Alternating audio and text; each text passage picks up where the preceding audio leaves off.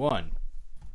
Ladies and gentlemen, welcome back to another episode of Bopcast. Today on the show, I have my man, a fellow artist, another artist, actually I don't know how many artists in a row at this point, but Aarvee, how are you, my man? I'm good, man.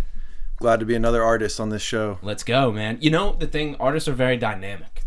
You don't know what you're going to get. No. Right, Tret? You have no idea. There's a wide range. There's a wide range, baby. Yeah. Because it's like, yeah, they're by nature unpredictable. Yeah.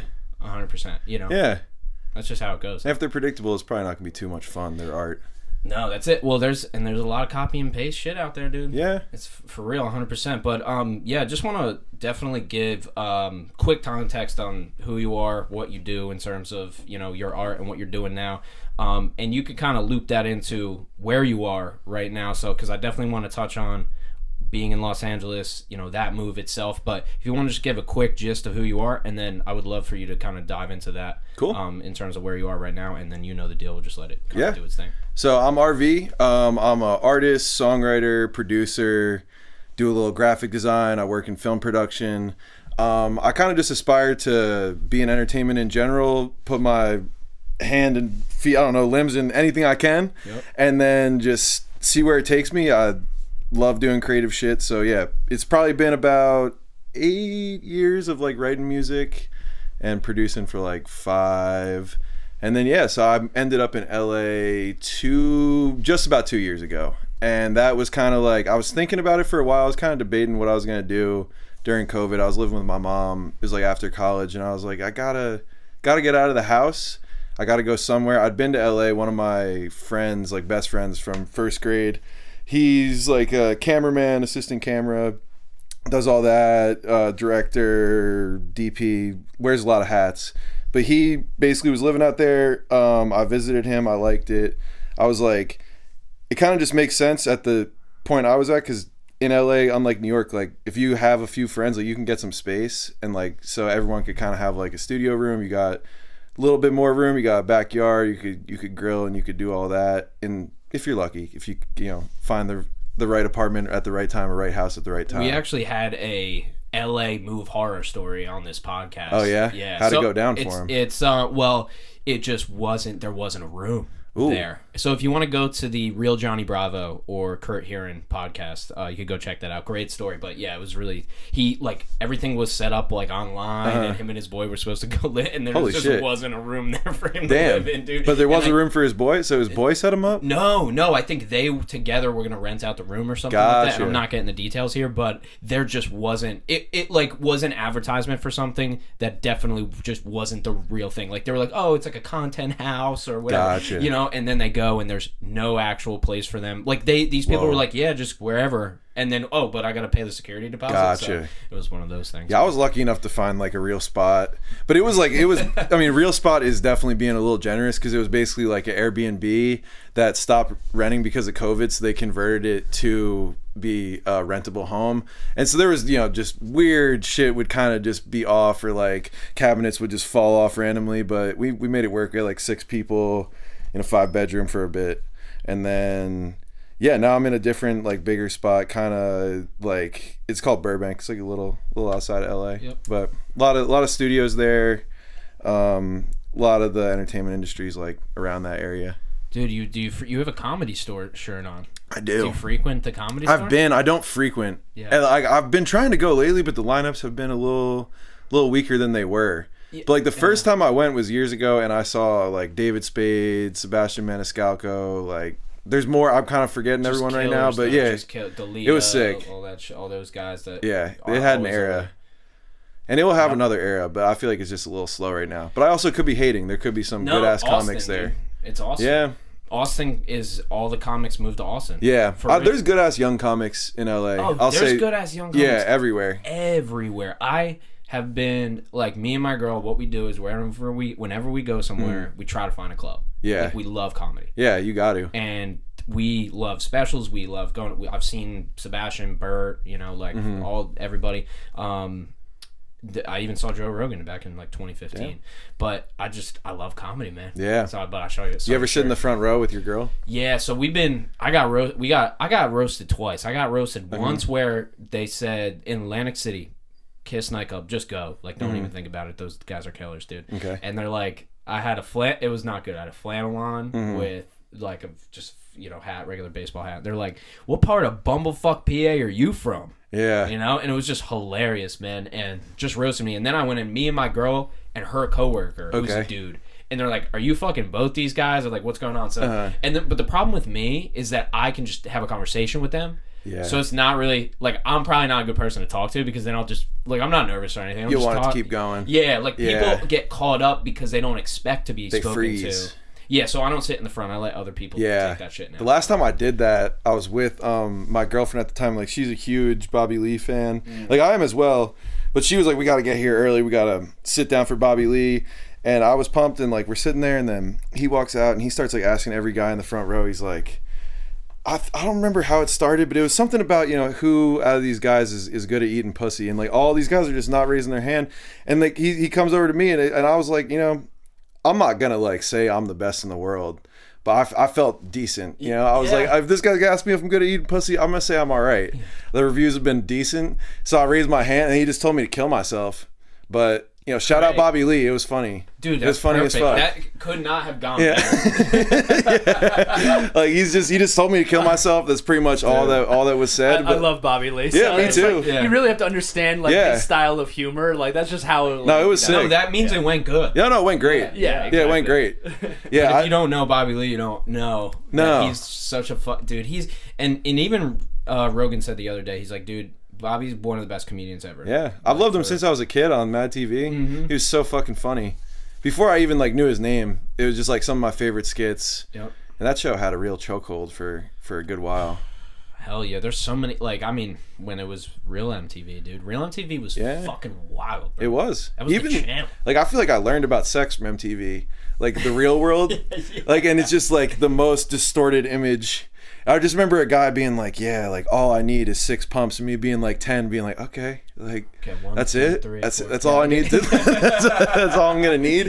And then like just growing up and being like, that was weird. That guy was weird. And I remember he was like collecting bras and shit. It was not like exactly what I should have been seeing, but like the second my family would leave the house, I'm like, fire that shit on. You Jersey Shore. Oh yeah. Real World.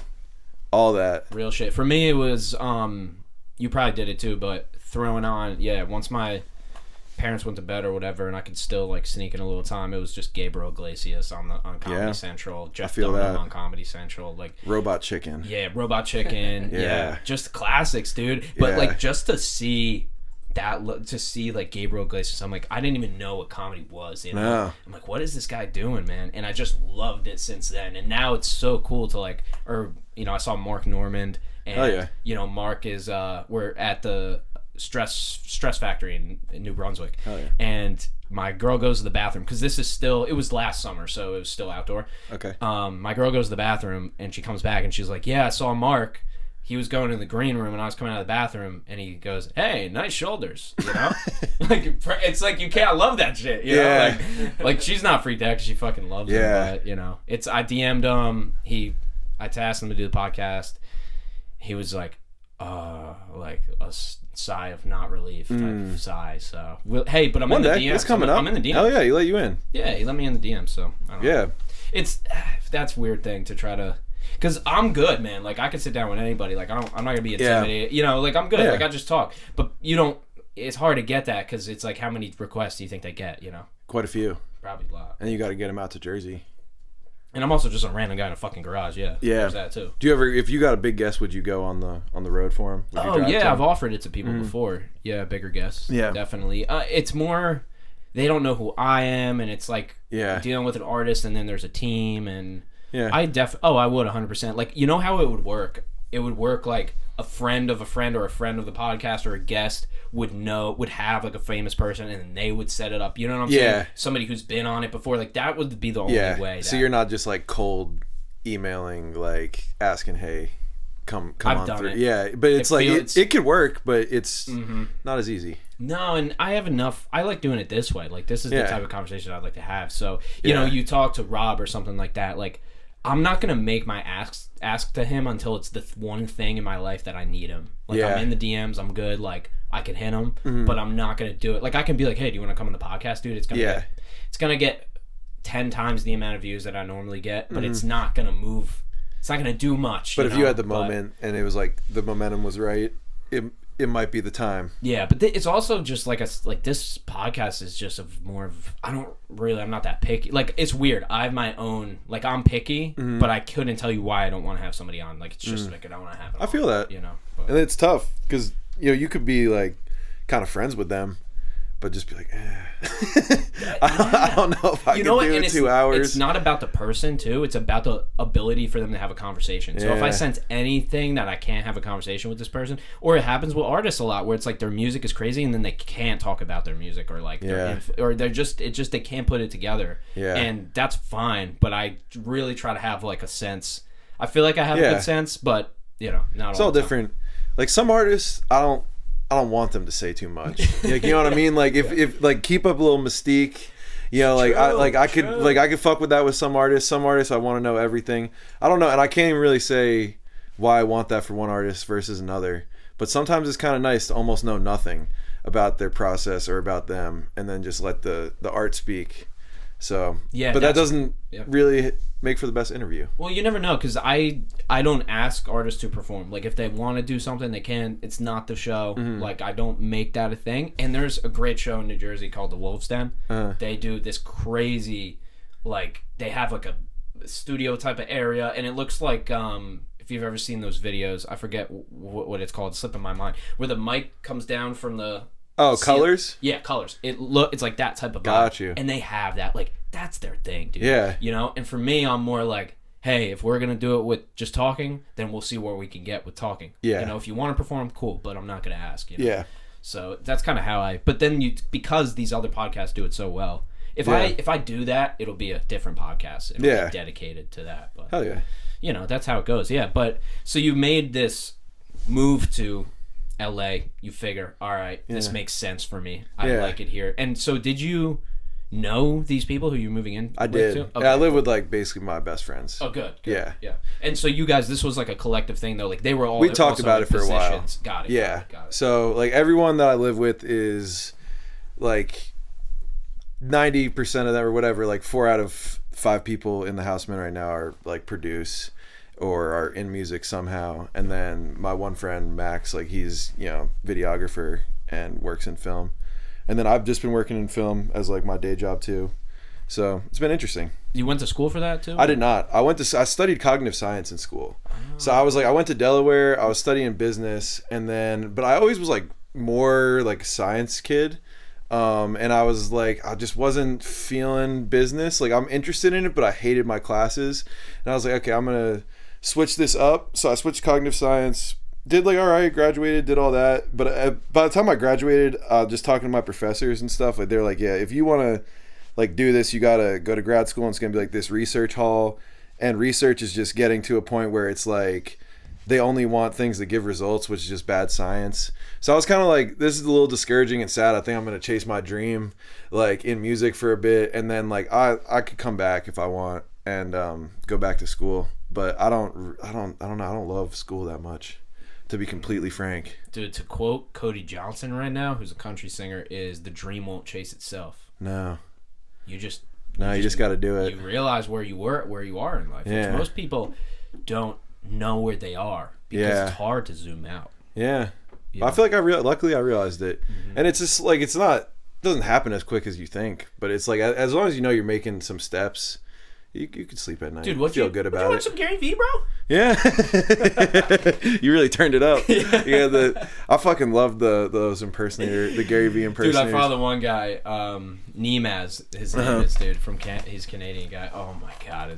You ever seen the video of Gary Vee where he's like, every day, well, he goes like every day, 3 days to 4 days out of the week, I wake up and I picture my family just being killed, being brutally murdered. And he's just like, that is the only thing that puts my life into perspective. The most metal shit I've ever heard. Dude, I'm going to clip that right into this fucking thing.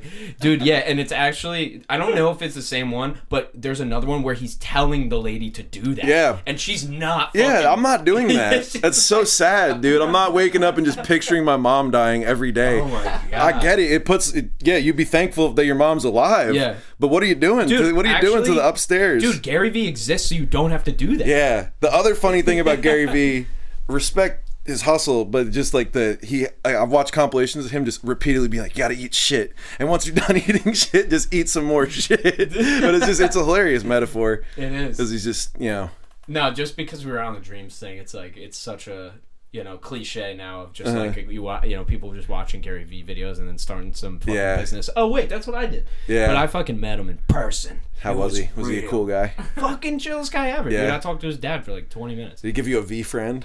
That was before that. Oh shit! Dude, if I would have put him on NFTs then, dude, I would have been fucking out here. So I would not have been right here. Like. Do you own an NFT? Shit. Oh no, dude. I have rules. Investing rules. I don't have to check. If I have to check it more than once a year, I don't do it. So. That's smart. Yeah, that's real smart. Yeah, I didn't do it. Luckily, I think maybe I could have made a little money, but I don't. I wasn't really feeling it. The fucking guy. You remember the song Jordan Belfort? Yes. Guy made 6 figures on an NFT. Whoa. Yeah. Hell yeah, good for him. Fan base, yeah. And through his fan base, not off. I mean, they bought the NFT. I thought of as I've been working on a project, and I was thinking for a little bit months ago, what if I do I was seeing people do NFT ownership of it, to where they'll sell 20 tokens, and that their fans will own a little bit of royalty on the album or a little bit of publishing. But then I don't know. I feel like it. I didn't see anyone do it and people get that excited, because I feel like just the money in music is no guarantee like that. So I don't really see people, especially for small artists, I don't really see people jumping on it. If it was artists they already knew and they knew okay, this is what they usually stream, this is what my return will be, they might do it.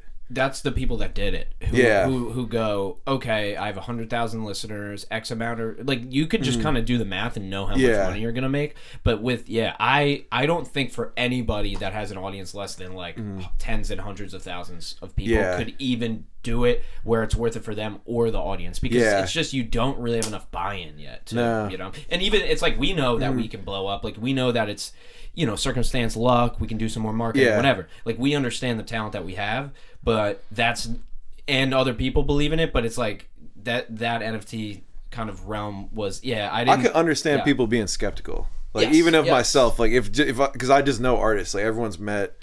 There's a lot of fucking artists. And there's a lot of people, there's a lot of people scamming, there's a lot of people who don't follow through, and it's just, it's all good. But it's I just think it's kind of you gotta be an artist nowadays, you gotta really prove yourself, which is, good and bad. But I feel it's the only thing that's maybe a little unfortunate is just because you have to be so forward facing, we might be missing out on some great shy musicians. You know what I mean? Oh, that's such a good point. Yeah, wow, because well, the problem is the way that if you're independent, the way that you become a successful artist has nothing to do with art. Yeah. So if you just focus on the art, you're gonna lose. The art's got to be decent. You got to have something that people could be convinced to like. You can't do either. Well, I mean, you could just have. There's so much music that appeals to a lot of people. Yeah. And that maybe certain types of people would not claim as good music. Yeah. Or you have songs that are mixed and mastered like shit, or not even mastered at all, that end up blowing up or whatever. Yeah. The SoundCloud era type shit. There's all these technical things that you could say. Sure, you have to have something. But there's no hardline rule. No, and you don't, because at the end of the day, and I talk about this always about TikTok and social media, it's the people are, and John Mayer said this, the people are telling you if it's good or not. Yeah. So we can be that song just blew up, but it's the worst song you've ever heard. But we are wrong according to the people that are right, and who are the people who think it's good. And that's because those are the people who are right in that artist's eyes, because they go, I made it, I put it out, all these people said it's good, I don't need to listen to you guys. Yeah. It's just good. Because these people say it is, Anyone could come around to something too. Mm-hmm. I used to be, when I was younger, I used to be a little more arrogant with my music taste. And I feel I would be quick to hate on a new artist or something. But now I'm I try to be, even if it's not my thing, I give it time, and then I'm okay, no, I get it. Or I try to see why kids would who is he resonating with, or she, what's going on here? Like, so that's why, like, hyperpop I don't totally listen to, but I get it. I'm like, I get that. This is just like fucking, it's like anti-music in a way. It's like just break every rule that people want, and then there you go. And I fuck with some of it, but it's not my day-to-day. What do you get into? Like, what is your split? Is it a lot of hip-hop, or like do you go It depends. Like, all throughout my life it's been different, but right now I pretty much just have like the full spread. But I say, like, I started as a kid. Like, my dad was so big into music, so like he had like LimeWire, like MP3 Rocket, all these, like, legally downloading all this fucking music, and like he was taking his vinyls and he was throwing them on, so CDs, uploading them. So like I just had this vast catalog of music, so I was able to go through all that, classics, but even just like he was down with some modern music too. Like, he was really into like a lot of the fucking angsty bands of that time, like System of a Down, like AFI and all that. So I like, a lot of my like subconscious root in music is like very angsty, I would say. Like, I like it, and if I'm like really feeling a song, maybe I'm a little sad. Maybe I'm a little upset. But there's like times where I'm making something that's like really happy, but I feel like I'm like, if I'm really locking in, I'm almost sometimes a little more melancholy, at least where I've been lately. And I think that might just be from like the childhood influence. But then, yeah, I mean, my dad was always cool with hip hop. His just knowledge on it wasn't huge. But then by the time I was in like 6th grade, I was listening to so much goddamn Lil Wayne, maybe 5th grade. And then it was like Lil Wayne, Drake, fucking Kanye. And then like I kind of felt I got into like indie music, like really light kind of shit for a little bit in high school. Hopped back on the fucking hip hop train, was like Kendrick Lamar stan. Did all the research, like had like fucking Illmatic in my car, like without a aux for a while, and just was like, oh, I'm just gonna be fucking listening to Illmatic every day and figuring that out, and like wanted to just rap as good as I could fucking rap. But over time I feel like I've just like, now I just really love like good songwriting. So it could just be any genre, I would say. Like if the song's written well, I'll fuck with it. Or it's like I'll try to find something I could like about anything. But yeah, I don't know. My like the artists I just always go back to is like fucking kind of cliche, but just like Frank Ocean, SZA, fucking Kanye, Drake, many more. But like those are like, they've just been mainstays of my life for a while. Damn, that's interesting that you've went. Yeah, I mean, dude, mine was I guess that era of the melancholy or the System of a Down or whatever, like that type of music. For me, my upbringing was full classic rock only, and a little bit of Dixie Chicks, you know? Gotcha. Like, so, dude, I listened to classic rock my whole life. No idea really what they're talking about. Like, it's either, I guess it's like just chasing a girl down a highway. Sometimes they're underage, too. It's a lot of underage, like, and blatantly underage. Dude. Yeah. Like, they say it. They just don't say underage, but like, she was really young or whatever. Yeah, dude. and then it's like, we gotta look up how many classic rock songs are about chasing underage girls. Yeah, and how many of them were touring with one, too. Yeah, it was a weird time. But it's like, yo, I mean, Tom Petty's great. Led Zeppelin's great. Yeah, hell yeah. Like all that shit. And a little bit after, like in the 80s and the Zeppelin and all that. I'm glad that I came up on that. But yeah, man, I found System of a Down in probably like freshman year of high school. Yeah. After my friends put me on Avenged Sevenfold and that, and then I went into like the System of a Down and more of the kind of hardcore rock. And yeah, I found like, I didn't listen to rap until I rapped, so Gotcha. I didn't like. So when you're saying the Lil Waynes and Drake's, like that's when it was cool. Like that's when people were listening to it. Like your friends were listening to it too. Yeah, I wasn't involved back late. then. Yeah, I came in way late. Yeah. So the only rappers I knew were Eminem. You know, I knew Drake. Like I knew the big ones, Lil Wayne, but like I couldn't name a song. Didn't know the words. Got you. Probably knew Mockingbird because my friend would just listen to it. But like that was it. So and like you know, I guess I don't know, it's just a difference of when I had to honestly go back. Yeah. And be like, what's Drake's first albums and what's Lil Wayne's the Carter one or whatever, you know? I'm like glad I have like some like core memories to old Drake. Like I could like remember, I actually wrote like a joke song about this one time. It never came out, but it was just basically about like fucking going to his school dance, getting rejected all night, and then coming home and like unironically putting on Marvin's Room and just like sitting there and being like, oh, I'm just gonna let this sink in. I know she's with him, like, and that doesn't make me feel good. And you know that's still, the Drake shit is still, you just tap into your petty side a little bit. You have fun with it. Oh yeah. Oh, And dude, I tap in. I put on. Dude, I even put on that song Six. Do you know that one? It's so stupid. Which one? I turned to six. Oh no, 9. It's called 9. Okay, yeah, I turned the views? 6 upside down. It's a 9. Yeah. Like that's the dumbest like thing that you could set. Yeah. Like you turned it upside down and it's a 9 It is. now. It's Did he like, lie, but though? it is. No cap. Dude, and I'm just listening. So I love the beat. It goes like Yeah. the beginning has some crazy shit. Dude, I'm just on my vibe shit when I'm just listening. The amount of Drake songs I know word for word is something I don't think I could admit. I think that's It might, it might be like 50 plus.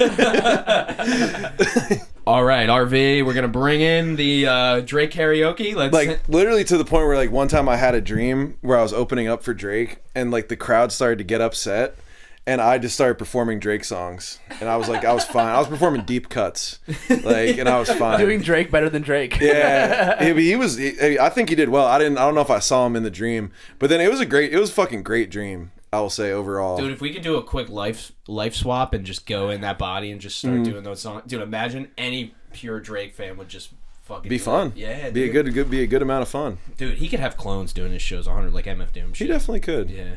I don't think he will. He's like a pretty good performer. I got a lot of respect for Drake's hustle. Me too. I wish his consistent. music was better, but like I respect. Like now, I'm saying, but we talked about this on the last podcast, which is how do you be Drake for that long and continue? It's just nobody has that. Nobody goes like. There's always a time when you just or like J. Cole's retiring or whatever. It's like you just don't have it forever. And that's just how it goes. That's like the lifespan of an artist. I don't know, like, cause like Jay-Z, like 444, I fucking loved. I think that's one of his best albums. Love that too. So I don't know. I feel like I don't try to think of music as like, oh, I'll stop it at this age, but I do think like if the life experience and just like if everything has been talked about, been played out, I've tried all these sounds. Might need to take a step back, do something else for a little bit, keep doing like I don't think I could ever not make music, because just like for me it's like I don't love watching TV that much. I don't really like watching sports. Like if I get off work, if I'm just trying to like make music or think of ideas and like fucking write movies or like do whatever. So I don't plan on stopping that, but I think it's good to have the self-awareness now. Maybe people don't need this, but also I think in this time it's probably good to put out a lot and people can find what they like, because like I'm definitely more of a perfectionist and I have trouble releasing music for that reason, because it's just like fucking once you've heard a song so much it's tough to know what's really up with it, and then you know that happens so many times and then you're like shit, now I'm just sitting on all this fucking music, which I'm trying not to do. So yeah. But I'm finally kind of not doing it. Like I'm turning the tide. I looked at your Spotify and I go, oh, he's like me. Yeah. It's like he released 2 songs this year or whatever year it was. I'm like, yeah, that's my cadence. I'm like, focus in, make this song amazing. Yeah. You know, and then just keep making it amazing for, you know. Yeah. Or just let them sit and then be like, oh, I want to make a video, so I'll wait. And then you wait, and then it's a year later. And all that. Yeah. I just had to sit down myself. I was like, what do I want? And I think the thing I want is just to like make great albums, because like all the artists that I like have great albums. And like I love, like, it's definitely a single era, but I hate the idea of like you should only release singles, because I think an album is a more marketable product too, because it's just like it's something that people like, if they really associate with it, like that is almost becomes part of their personality. Like just the fucking cover of it, the like for years they'll go back, like you could have them buying a vinyl, buying all these things, where it's like people attaching to a single like that is more rare, and if they are, they're probably more casual with it. Like it's one song, you know. It's the not album is the podcast of music, basically. Yeah. Like so that's why I'm like, I gotta get one, and I'm pretty much like finished writing it. Yeah. So is this the first one that you've done? Like I've done. So let me think. So I've done when I was like 18, I did a mixtape, and then when I was like 20, I did a mixtape, and then I have 2 EPs from around then too. Like at the end, I was like, I had a lot of output, but I didn't care as much about how well mixed and mastered it was, or like I was just kind of doing that all on my own, and like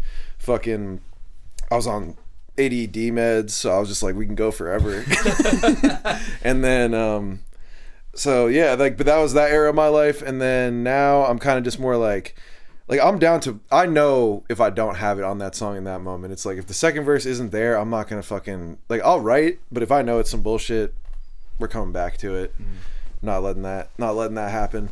But I don't know. I think it was like deciding that I was gonna do an album kind of made me be like, okay, now like this is a project. I just gotta just talk about things that are on my mind. I gotta talk about my life. And then it kind of was easier to write than most things, I will say.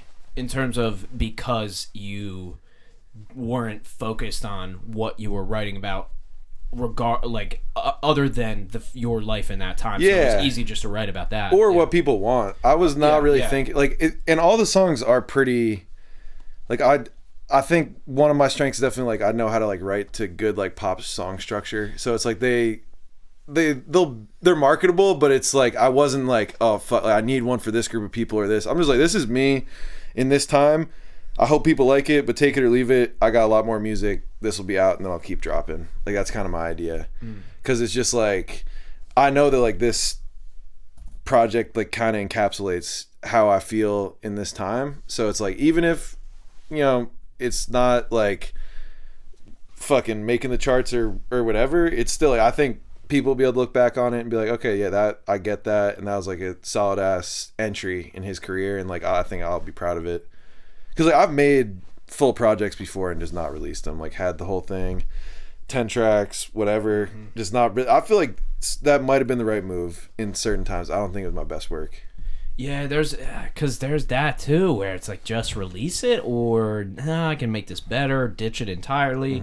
No right answer for any of those. No, there isn't. You just gotta know. Like I think eventually. Yes. And I feel like I know right now, which is good. But not that like what's gonna happen with it. No. It's more that you have the intuition of, oh yeah, this needs to go out. Yeah, it's ready. Yep. Yeah, like ready. That. Like this thing's ready. Maybe I'm not fully where. Like I know that. Like I'm trying to always improve. So it's like I'm not at my final form as an artist, but it's like this is what I think I want to give to the world right now. So yeah, that's definitely, that was a nice thing to realize.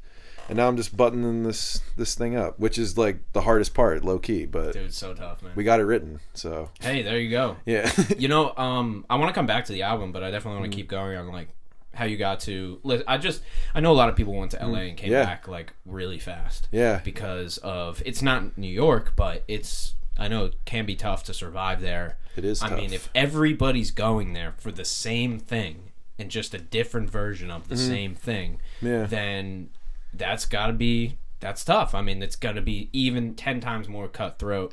And I think you went there a little bit more organically and just had your homies and like it kind of was, kind of fit together. Yeah. But like, what has it been like? I don't know how long you were in Jersey, but what's the, in terms of the differences in even just living there, regardless of art and music and all that stuff? So I'd say like I was actually thinking about it on the drive over. I think the reason why the adjustment wasn't so hard for me is because like when I was here and on my artist shit here doing a lot of shows, podcasts, whatever, I'd be driving around all the time. So it's like I'm used to driving like 45 minutes to go do something with a friend. So that's kind of, if you're not used to that, you might not like it, but it's like it's very spread out. That being said, I do like how like every like little pocket of the city is very different, and like if you kind of know what you're looking for, like you could find like any type of food you want, like any kind of music you want to see, anything like that. If you're just like casual tourist, like just looking up the first couple things you see, probably very hard to have a good time.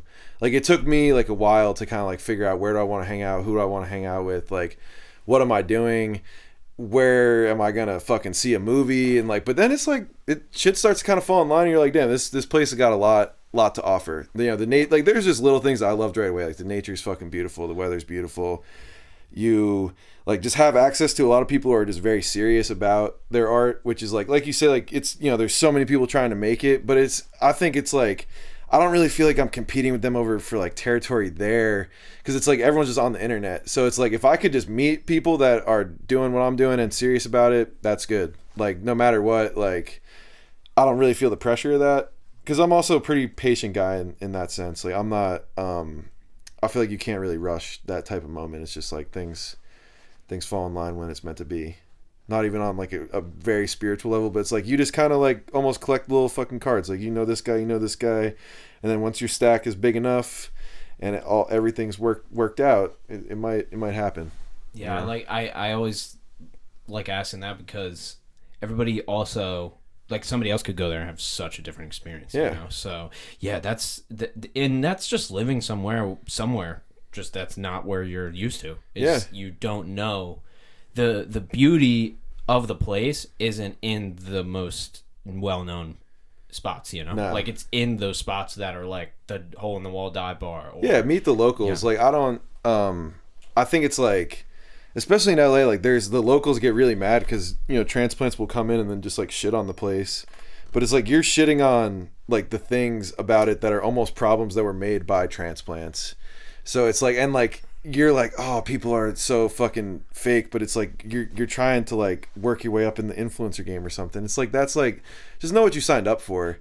Like, I'm not gonna be pissed like trying to get into entertainment and be like, oh damn, that dude's out for himself. Like, oh really? What? It's a fucking surprise to you? Like, it's just like almost like a similar thing is, I'm at the airport yesterday. This is like a metaphor almost for this, but I'm at the airport yesterday and this lady next to me is like fucking yelling at the bartender because her drink costs so much. It's like, you gotta know where you're at. No one likes it. We wish it wasn't like this. We wish the fucking whiskey Coke didn't cost $20. We wish that the fucking music manager wasn't a blood-sucking scumbag. But that's the reality of the world. True. And I got a Tito's and Coke the other day at the airport, and it was like, yeah, whatever, fucking $12 or some shit. But it's like, I'm at the airport. I'm about to get on a flight for 3-4 hours. Like, who cares? I'm not bitching at that guy. No, that's it, dude. Yeah. So I asked the guy. I said, because I was talking to my girl about it. I'm like, this guy makes out. Like, this guy does well. And so I asked him. I was like, it's got to be like, you got to do pretty well working here. And immediately off the rip, he's like, yeah, man, I've been doing it for 8 years. I love it. I only work 2 days a week. It's like it's everybody's on their best behavior.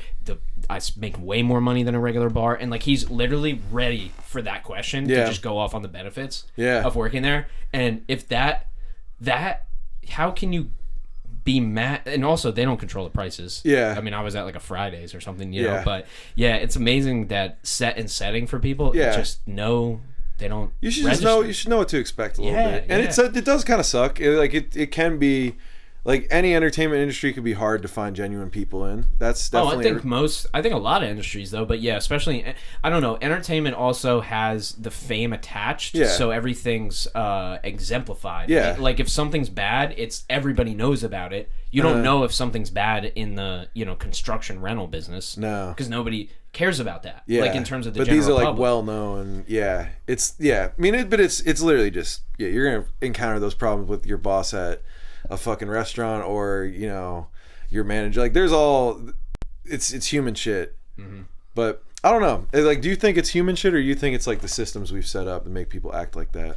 Oh, I don't know. Like, you're saying the lady getting mad at the drink, or just like the cutthroat, get out of my way, and I'm all for me. Well, that's a values thing, man. Like, that's a values thing. I have a thing where I do this podcast. I do it honestly for personal reasons, but then I realize that I'm also like benefiting people, so that's also a reason that I do it, because I value that, and I value, if I hated doing this, I just wouldn't do it anymore. I wouldn't just do it for the people that benefit. But if maybe there was 1 million of them, maybe then I would do it. Right? So it changes, the weight changes. So it depends on what you value, and then what you decide that you value. So if that person is an all out if they could have given you a gig, but instead of giving you the gig, they were just mad that you would take it over them, so they didn't give it to you at all, and nobody showed up to that gig. Right? Say that's a scenario. That's has nothing to do with you. Like, that's just the fact that they value the fact of them not doing it over the potential, I guess, downside in their mind of you doing it. Right? So I just look at it as a values thing. Like, I just think that might not be everything, but I think that's an easy way and like simple way to look at those things. You know? Like, it's just, that's what, if you valued other people, like I try to value other people. I have people that work for me. I don't always make the right decisions, but I always try to think, what are they feeling right now? You know? Okay, then maybe I'll the guy's having a baby, cool. Like the guy that works for me having a baby, cool. Maybe I'm gonna try to mail him a basket or something like that, right? Like that type of thing. But I value that. Yeah. You know, so I don't know. I think it just comes down to that. Yeah. I guess I would just want to know, like, if I could go back to like cavemen or early tribal societies like that. I mean, I remember studying this in school, but I don't exactly remember what the conclusion was.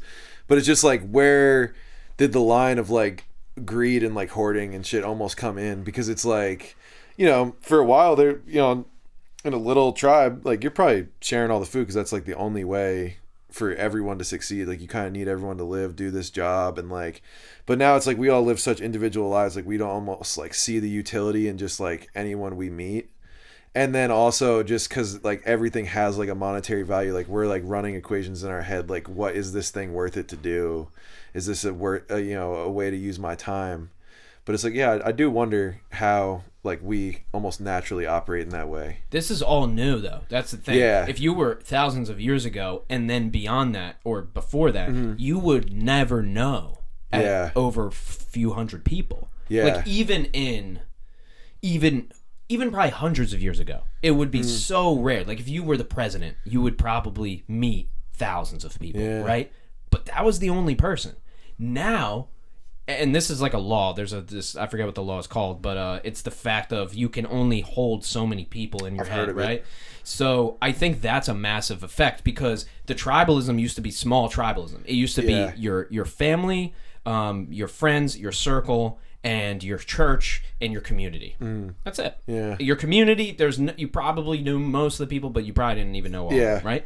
Now the tribes are millions and millions of people who now the tribe doesn't even matter. It's just this idea that I subscribe to, So the tribalism changed and there's no way. We don't even know the tribe, right? Because there's so many people. Yeah. So it's impossible. Yeah. So I think that's also part of it. I think back to the thing that you were kind of mentioning before in terms of like how it changed. Like there was tribes that would murder other tribes for sure. But the people in the tribe stuck together unless you broke one of their values. Then they would kick you out. Gotcha. Right? So it's a lot of the culture and like values, but if you broke a rule, you were fucking exiled. You weren't allowed back in. So there's a lot of nuance. There's a great book called *Sapiens* by Yuval Harari. Fantastic. I've read Homo Deus. I haven't read his next book after *Sapiens*. Oh, really? But I never read *Sapiens*. It's like I still read it. Like I've read it, but it's just like so dense. I just kind of like flip through it because he just like he'll run off like dude knows so much about fucking history or is so like thorough with his research. It's just like he'll go on forever with I can't something. keep up with that. Like, and I'm trying to. That's actually that was partial reason why this podcast started was because of that book. Yeah. Damn, hell yeah. I gotta check it out. I've been playing myself not reading that book. It's worth it. But yeah, once again, if you've read his stuff before, it's very intense. Like the first example is really interesting though. And it's based on, I think it's Fiat. I could be wrong, but like the car company. His thing is that, and this is a super accessible example because it's like the first example, but he's saying that, and this kind of a little bit ties into the tribalism thing, is car, like say a car company, right? Or say Fiat, right? The car company, or Ford or Chevy. They don't exist, right? Like they don't. There's a building. The building has a logo. There's a manifestation of them. You know what I mean? It's like they're an idea, but it's like they're an idea that has physical attributes. There's a Volkswagen outside. There's a Honda outside, but it's not a Honda. It's a car. Yeah. Honda's up here. Yeah. So that first example in that book of just like the fact that, or I have a business, right? Like the business is the idea. Yeah.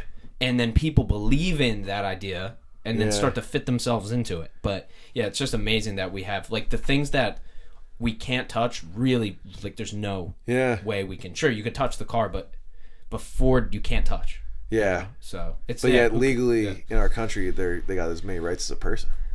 A business, you're saying? Yeah. Oh yeah, It's crazy. It's kind of wild. Oh, they get sued, and then you don't get sued. That's why fucking LLCs are the best concept ever. Because you can do whatever you want. Like I worked for a company that went bankrupt, and it was just like, we're going bankrupt. Okay. Yeah. It's not my It's just I'm just the founder. Yeah. Just the founder. It's nice. Yeah. I guess. Yeah. If you're benefiting from it. Wasn't. I mean, thank God, because I left and did my own thing. But it's the. And that's another thing about, I mean, capitalism gets shit on a lot because it's not perfect. Yeah. It's like, dude. Yeah. Fucking your socialism's not perfect. Like, I think the problem yeah. with me with capitalism is like, it's just like, if you let people have open sandbox, like, or be convinced it's open sandbox, it's like there's a lot that could go down, and like the rules could get gamed, and then the dream that's being sold to people is not that. Like, that's kind of my problem with it's like my problem with like American culture right now is like the people we're getting fucked by are like convincing the average American that they could beat them. Like, and there's just millions of people who are like, I could be Jeff Bezos, but it's like, no, you fucking can't, because like to get to there, like, let's just think of like one thing. Like, Jeff Bezos got Amazon, but he's out of Amazon, but Amazon somehow was able to acquire housing the US FBI and CIA, like taking their cloud databases and moving it to his company's cloud. So like that to me is just a very clear, like, okay, yeah, this is not just like free market capitalism. Like, this is a dude cutting a deal with the government, but yet the general public is convinced that like this is just business, how business works. But I think it's like business and government in this country have a relationship that a lot of people ignore, and it's like, if you do favors, you're gonna get shit in return. And like that's why I think he's kind of allowed to be the most powerful man, is because like he probably knows some shit about some people, and he's done some things for some people. And if you have the CIA's cloud database, like that's all the blackmail in the world. You're powerful as fuck. Yeah, but he doesn't. He couldn't access it.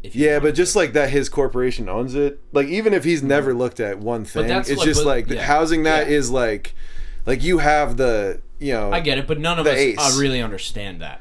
No, we don't. But like, just think about how crazy that, like, just no, I get the 30 years ago crazy. To be told like a private corporation going to defense contracting has been around since the beginning of the government. Yeah, no, I feel that, but like my idea would just be that like the U.S. government would take their most top secret information and have their own server. Yeah, but theirs might suck. Yeah, the government sucks at a lot of stuff. Yeah, because they can't. Dude, we might pay someone. We would have been hacked by Russia if Amazon didn't have them. You know what I'm saying? Mm-hmm. Like, there's just reasons. Like, you might look at, there might be literally one reason where you go, oh, thank God Amazon has it. You know? Yeah. And if you just knew that reason, everything would change. Yeah. It should, but I understand. It's not the example though. It's the premise. It's the fact that could happen, and that looks scary as fuck. Yeah. But my thing, like, it's everything isn't what it seems it is. That's true. Like, the Federal Reserve Bank, it's not federal, it's not a reserve, it's not a bank. Right? So everything, and who knows what that does? People think the government prints money. It's your fucking taxes. Like, we pay for a lot of shit. We pay for everything.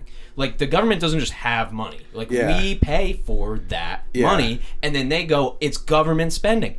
That's us spending because we pay the taxes. But so there's all these things that it's just, you have to get down to the root of, like, why does Amazon house those? Because are they better than the government? Why are they better? And it's like, it's hard for us in what are we supposed to do this with everything? I think it's almost like what you talked about though with like values, is like he just aligns with their values, which are not necessarily values that I would align. Like, it's like, if you're willing to do shit that other people are not willing to do, you'll excel in life. But it is like art a little bit, in the way that, like, Amazon grew because of how good it was. Like, and labor. That's the thing, though, that it's like... Sure. Well, that's a factor of business. I'm saying that nobody was Amazon, so Amazon was what it is, was the best because they're the best, not because but also because they pay less and make people work more later. I'm saying, but the way that the business, like, there was no other Amazon. There is no other the Walmart, idea, you know. I fuck, and that's like the part of capitalism I do fuck with. I just really like hate exploited labor, and I feel like that's just like it is getting worse and worse. But then we have these, so it's like we just exploited so many people to get this phone, so it's fucking crazy. As a consumer, there's no way to be like, you would have to cut yourself off the grid to not buy a product that like comes from exploitation.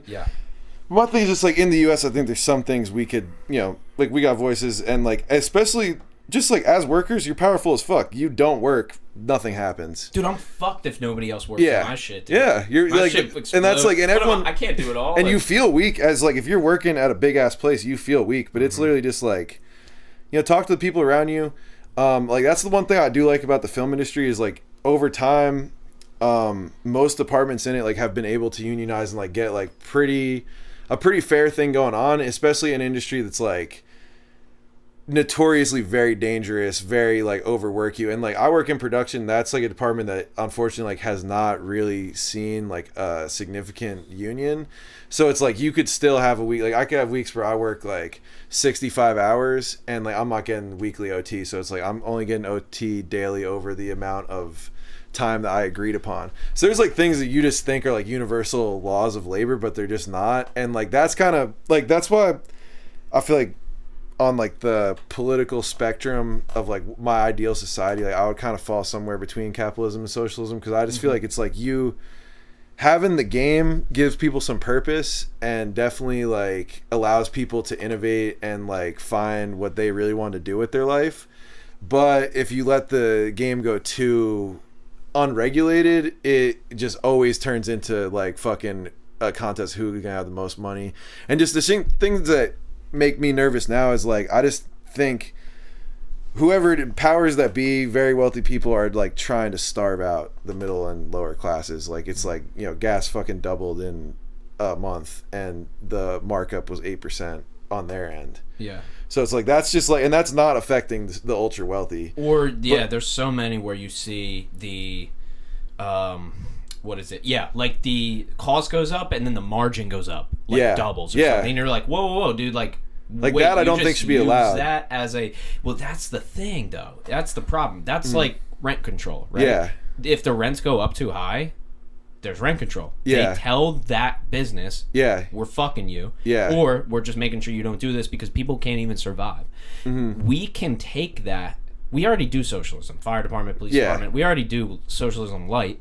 So the problem is then how you go in that business maybe and you say, hey, dude, you can't do these margins. Now you're in a thing where but the government doesn't know the business. They just, you know, so it's like I think it's just much. like something like gas though. It's like they do know it, and it's also like it's just so critical because it's like for someone that is living paycheck to paycheck and like has a fucking 45-minute commute or whatever. It's like that doubling of gas could literally be like the difference between them eating or not eating. 100%. So 100%. I feel like, and like that's something that living in LA has definitely given me more perspective on, is just like how much fucking vast poverty we have in this country, and it's like people should be more embarrassed about it. I really do think, because it's like there comes a point where it's like, okay, how long are we just gonna allow people to like suffer in front of us when we know, and like I don't even know who the we is, but it's like it's all there. The food's there, the money's there. People literally just want to fucking go home to an apartment and like have their freedoms and have their things. But it's like part of the problem is too, because a lot of these places will be like, we'll only house you if you're off drugs. But then my theory on that has always been like, I do drugs. Like we all, like most people smoke weed, drink, dabble in some extracurriculars. So it's like, I feel like if a guy is going to be given, especially in LA, it's like they're proposing to build like these, and they're starting to build them. It's literally a fucking small shipping container instead of tents, like to have people in these. But it's like you have to be clean. I'm like, in my opinion, you don't. Like if you want to fucking shoot heroin in a shipping container, like I feel like that is what happens within that box is you. Like that's like just kind of how we operate in America. Like it's your fucking house. Like, you know, it's people on Adderall telling them they have to be clean. Yeah, that's the it's bullshit. Shit. It's people on literal prescribed meds. Or literally oxy and telling the dude don't do heroin. Yep. So it's like I can't fuck with that. Yeah, that's the thing. That's a problem. Well, and we know the real problem is not drugs. Drugs are it masks life. Yeah. And so you have a mental issue that now is masked with drugs. Or a huge financial issue. Or like there's your life could have just collapsed. Or you broke your leg and you got addicted to pills and you can't go cold turkey because you die and now you'll be in this. Yeah. Or if you're in a big city, one fucking bad night. Because like if you really think about it, you go out with some friends, you separate from your friends, you get too drunk, your phone dies, you got nowhere to go, you end up on the street, you get fucking mugged or something, you can't make, like there's like, you could have a bad night that turns into a bad fucking couple days and like you're just on the street, and then a lot of like that happens to people and they don't make it back, like they, you know, get hooked on some shit. And it's like in Skid Row, LA, it's like they're selling drugs for like $1 a hit, so it's just like it's really an endless cycle. Like there's people will keep going there because if you're like fucking need this drug to live, that's the most accessible place, and then you're not gonna stop doing it if it's that cheap. So, and the dealers know that. And the police they don't stop you. No, they're not trying to get. I mean, no, that's like that's one of the that. Major differences between. That's like, not a solution. No, So New York, LA is don't, like yeah. police are like they're almost only seen as like oppressors there. I would say more so by the local community because it's like they don't like you don't really see people getting pulled over for traffic shit. You really don't see like them doing much for the community. It's literally kind of only if like they're like roughing a dude up almost in most communities, and there's internal gangs, so it's like the trust is so fucking low in the police there, and their numbers are smaller, so it's just almost like weird, like lawless in a lot of parts. Yeah, the poverty thing too. There's people who it's their job to make sure to stop poverty, but they're making $170 a year. Yeah, you know, or fucking more. Hey, 400, dude. That sounds like a good job. It's Gotham. Yeah, literally. Yeah. It's and so then how is it going to stop, right? And they did it in Austin. I think they I don't know what they did. I don't know what they did, but they fixed some of it. But you have Skid Row. It's like there's just the quantity. Yeah. It's just what do you do, you know? Yeah. And but I don't think they're trying to really do anything to the thing is the people. It's like two things. The people need a place to live, and the people need help. Yeah. And those things require a ton of money and a ton of time and a ton of effort. I don't think we have enough help to give because it's like everyone needs fucking help, and like it's just like, yeah, I don't know. It's definitely a fucking volatile time. I'll say that it doesn't feel so stable. I didn't realize this economy was going to shit. Apparently, this is the first day that the recession was. The first day of recession was the other day. It really. I don't know. It feel yeah. I would definitely tell people like try to talk to that homeless dude in your neighborhood. Like just try to humanize all the people you can, because like we're going through a weird time historically, and like if you can get as many perspectives on it as you can, it's like if you're just on your phone watching shit all day, like you're getting a perspective that the tax bracket that comes from is probably pretty narrow. So like it's better to go out and talk to people in the world, even if they got a wild ass opinion. It's like just it's gonna be an interesting few decades. Like everyone should get informed, get to kind of understand the condition of our country and like the world we're living in a little bit. It's not easy, and like it's just like you're never gonna fully get this. This is a big fucking complex soup, but I don't know. I feel like I'm trying to just be like open-minded and optimistic through like what kind of looks like a pretty dark era potentially. Dude, I've had more calls and potential business and actual business in the last like 2 weeks than I've had in the last 4 months. Like it's just weird, man. It 100% depends on your environment and what is around you and what are the supporting elements. Yeah. You know, there's people who thrive in a recession, you know, or there's people who are literally or who lose their job and have a car payment. Yeah. My friend posted a funny Snapchat the other day. It was a guy with an SRT Durango, 2022 SRT Durango delivering pizzas. That's Damn. like a $65,000 truck, Yeah. you know? And I don't even think you could rent one of those, you know? So, like, he definitely owned it. But it was like, he was like, if this isn't an indication of the time, then I don't know what is. It's that guy Ubering in his Mercedes, you know? But, yeah, I just think it's like, I don't know if we've ever, like, say, like, food got really expensive. I don't think we've ever experienced something like that. Like, because that's, like, going to affect everyone because it turns to a panic. It's like, if you start fucking with people's ability to feed their families and shit, it's like, that's kind of stuff that worries me. Because it just, like, the way that plays on the human psyche is, like, something that they know, too. It's, like, which is the freaky thing where it's, like, it's fucked up. I don't think I could ever be able to sleep at night if I knew decisions I were making were gonna literally like just trigger complete chaos. Dude, veganism won't exist. Yeah. Celery's $18. They're like, Purdue's okay now. It depends on what soy we have, though. We might all have to be eating soy if like. Yeah, true. It might be all. Dude, we might turn vegan. Yeah, that's the only thing. Hey, listen, I'll try it out. I don't probably. Yeah, but I'm just trying to live through this shit. If it goes to an apocalypse, if it goes to a utopia, what are we gonna do? You know, like just enjoy your life make your fucking world good. But it's definitely, I don't know. It's gonna be interesting. I have not. I did like, I'm a DJ. I do that. It's like what I do on the weekends, DJ, MC, and stuff like that. And I did a gig for free, for actually the National Eating Disorder Awareness Foundation. And I felt good, man, because it's like, donated my time and stuff like that. But I realized, I'm like, I do this podcast. Maybe I've helped people like, not indirectly. Maybe I've helped people indirectly, but I do think like, man, I could definitely like donate my time more, or but I work all the time. Yeah, like, that's what I do. Like I don't like. Well, I'm like you. I don't really. I don't know. I like podcasts. Like I will watch podcasts and stuff like that. But I don't really watch TV. I just get bored of it, and then I gotta do something. So I'm just doing stuff all the time. But then there's people like not building stuff who aren't doing stuff, and you want to tell them to go donate their time. Yeah. So I kind of look at it like that. Or when I do donate my time to things, I don't really donate money to stuff because I don't really have money to do. Yeah. Like I have like $5 or whatever. But then you look at it on yourself and you go, yeah, I could do more. Definitely can always do more. Ask other people to do more. So I look at it like I do this.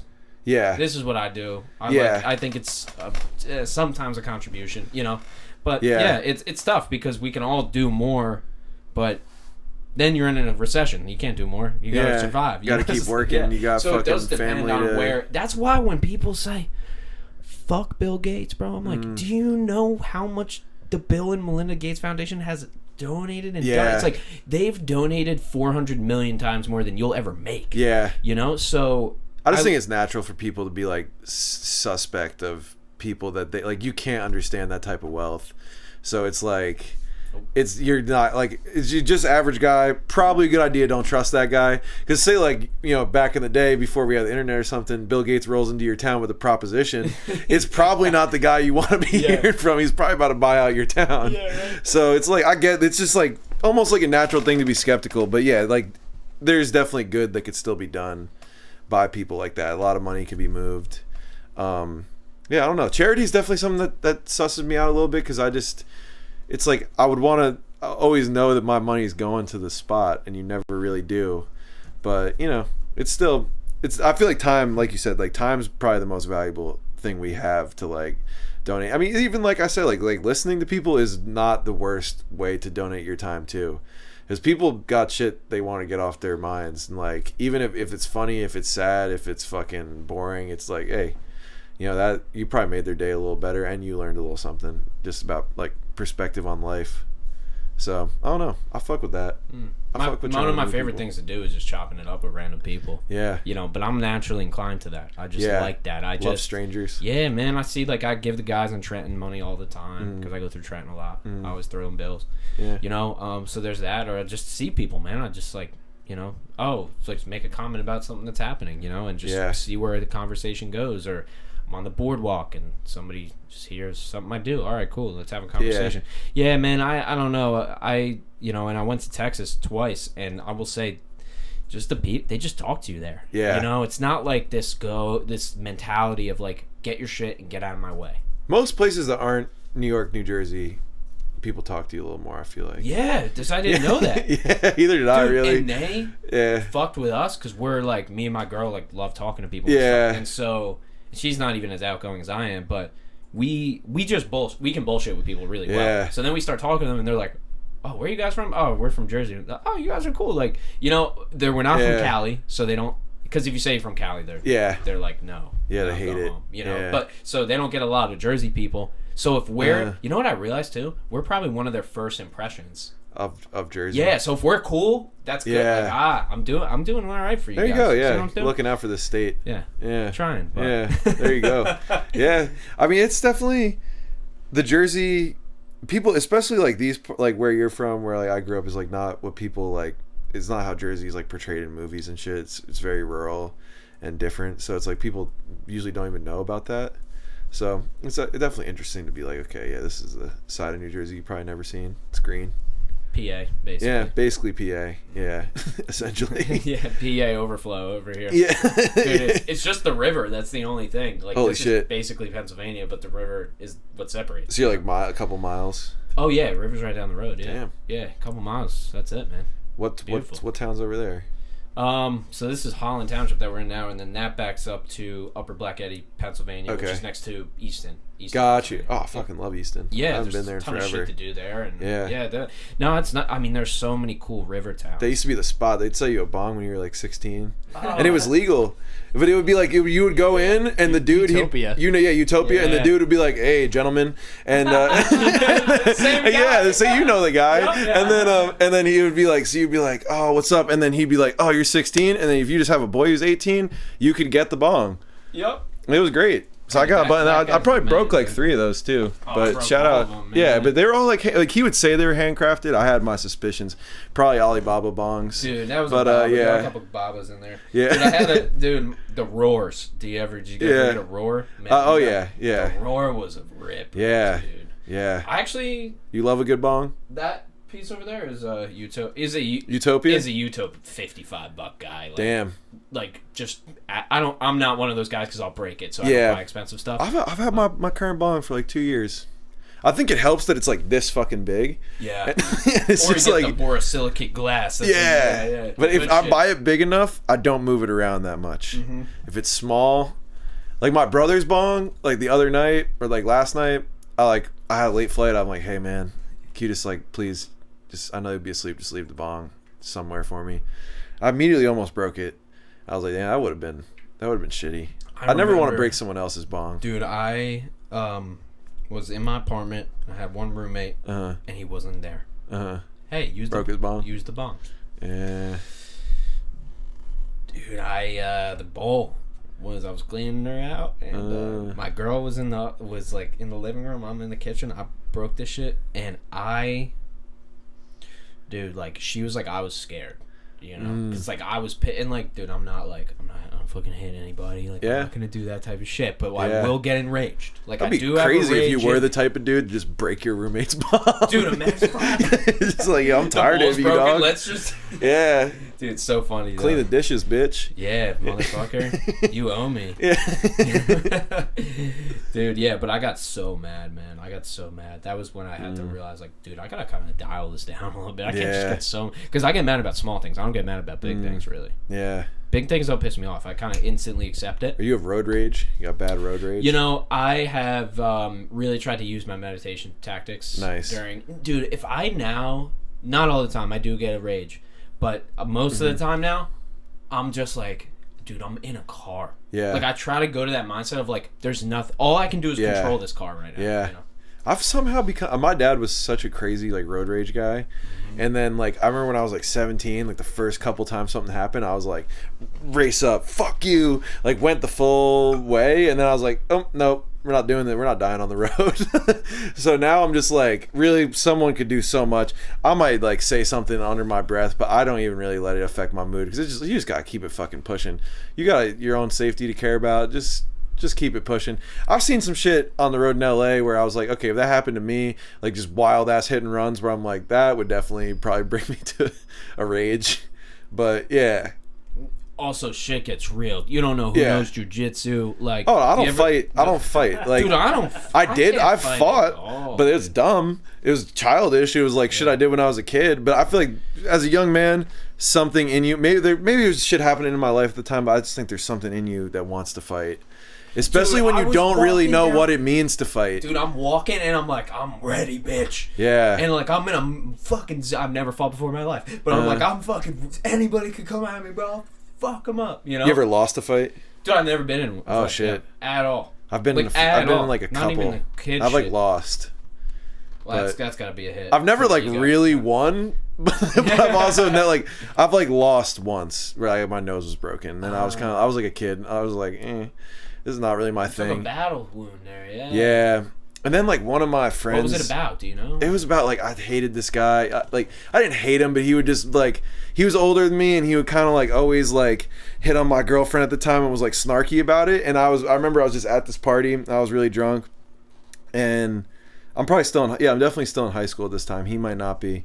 And every time I walk by him, I'll just poke him in the back. Full rage. Yeah, and then like, and kind of giggle and shit, because like that's like the kind of asshole I am. Like I'll laugh while I'm like kind of being an asshole. It's almost kind of weird. Where it's freaked. Yeah, this guy. Why is he getting joy from this? Yeah. What? But yeah, then he got really mad and like he's like, let's fucking fight. And then like, I just like took one like drunk haymaker. He just duck, pop up, break my nose. So I was like, all right, cool. Yeah, fighting's not really my thing. And I think like in college, like a couple times, because it was like at my college, it just always be like something would be happening. I got caught up a couple times. One time, I was in my backyard. Like I lived on like a bunch of townhomes, and this guy like walked up to me, and I was living there. It wasn't me throwing a party, but it was these kids throwing a party, and I'm just in my backyard. I didn't have a shirt on, and I had a little like beer weight, and I was, but I was just fucking chilling in my backyard. He's like, dude, put on a fucking shirt, and I was like, nah. There's no way. Now that you said it, there's no way I'm ever putting on a shirt. And then it like escalates to the point where like me and this dude like both slapping each other in the face.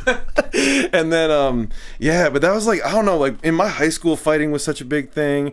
Like it was just like kind of ingrained to like, you gotta almost like, this is part of being a man, but it's just so stupid because like, well, one of my friends in high school did end up passing away from a fight. So it's like I learned pretty young like shit could get tricky. Like, and it was just like he got punched once, sucker punched, arteries split, dead within like few hours. So like that, and like I didn't even learn my lesson right away, I think, because it was like kind of like a traumatic type of, like I didn't see it or anything, but it was just like there was rage that came from it because like I knew the kid that did it, and there's like a lot of like his close friends like super angry. So it's like I feel like I still felt some of that like fighting spirit. But then like looking back, like that is like one of the main stories that I remember, just to be like, no, like don't, like there's literally nothing, like you said, like so many people are doing jiu-jitsu, doing fucking training to be in the UFC. I'm not getting kicked in my fucking head. No. I'm not gonna get CTE.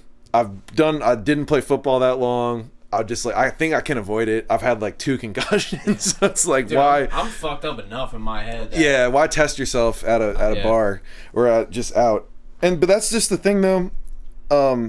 Especially like being kind of tall, I feel like a lot of guys will try to test me, but I just don't like they'll just get like chirpy because they want to be like, oh, you're not. But it's like, okay, maybe I'm not. Maybe you could beat my ass. That's all good. It doesn't make me feel like less of a man, dude, really. See, it's all good. We're fucking good being short because then people don't even fuck with you. Yeah. They're like, I can't fucking But you fight could that just be short crazy. guy. You could just, you could be like a sicko, bite their fucking ear off. Yeah. Dude, but I went for the vanity thing. Like, I started lifting weights so I could look larger than I actually am. Uh-huh. And so people wouldn't fuck with me. But if they did, though, I'd still be fucked. I feel like that's just, there's only like a few like you have height, that's one thing. Like you said, it's there's ways to like ways to be like a male that like conveys esteem is like you either go for the vanity thing or you go for the like I'm just such a fun dude. I don't even give a fuck. It's like my body could be a little off, but like I'm having a good ass time. Yes. And I've usually chose that route. If somebody wants to fight, they're probably already crazy. So it's like, I'm definitely not as crazy as this guy. So he'll probably fuck some shit up. I think I want to know how. Because, like, you don't want to be in a situation where you can't defend your loved ones. Dude, we got to do some self-defense classes. Yeah, because I don't want I love my mom. Like, say I'm fucking shopping with my mom. And some dude tries to fight my mom. I'm not gonna get caught up. I'm gonna kick that guy's ass. Dude, he fucks you up first. Yeah, no. I gotta know what I'm doing. I gotta know what. Now that I gotta, once I'm out of here, they got a 24/7 jiu-jitsu. Yeah, we're signing up. Yeah, dude, I gotta. Yeah, dude, there's a gym that does classes like 15 minutes from here, man. No, I definitely in LA too. Like, you could go to like the Gracies, like like they still got a few of them teaching classes out there. There's so actually gotta get on my shit. I think there's a school around here that does Gracie Jiu-Jitsu. It's not them specifically, but they do Gracie stuff. Yeah, I just like even, isn't it weird? I don't know if you get this, like if you watch UFC or watch fighting or something, like I feel for the, like I'm like clenching my, what the fuck it's primal, is that? dude. Yeah, it's a primal shit. Yeah. And you go, I should learn that. Yeah. And it's like people watching football. Well, it's like, imagine how many fucking fights there probably are at a UFC event. Just like, have you ever been to a hockey game? Oh, yeah. Dude, there's so many fights. If they start fighting, there's so many fights in the crowd because people are just like, this. And especially like just dumb fucking like drunk fans. Like they're like, oh, like that.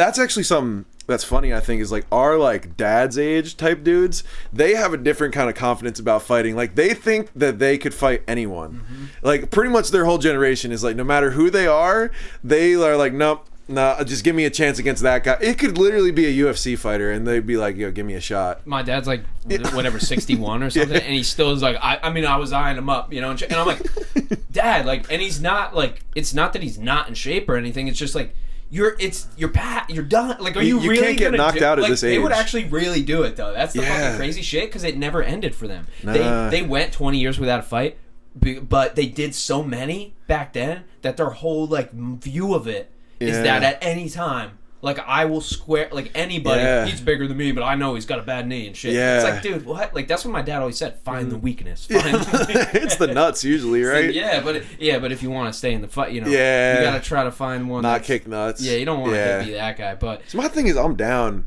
Like, it... like, life or death? I'm going straight. Even before life or death, like, just...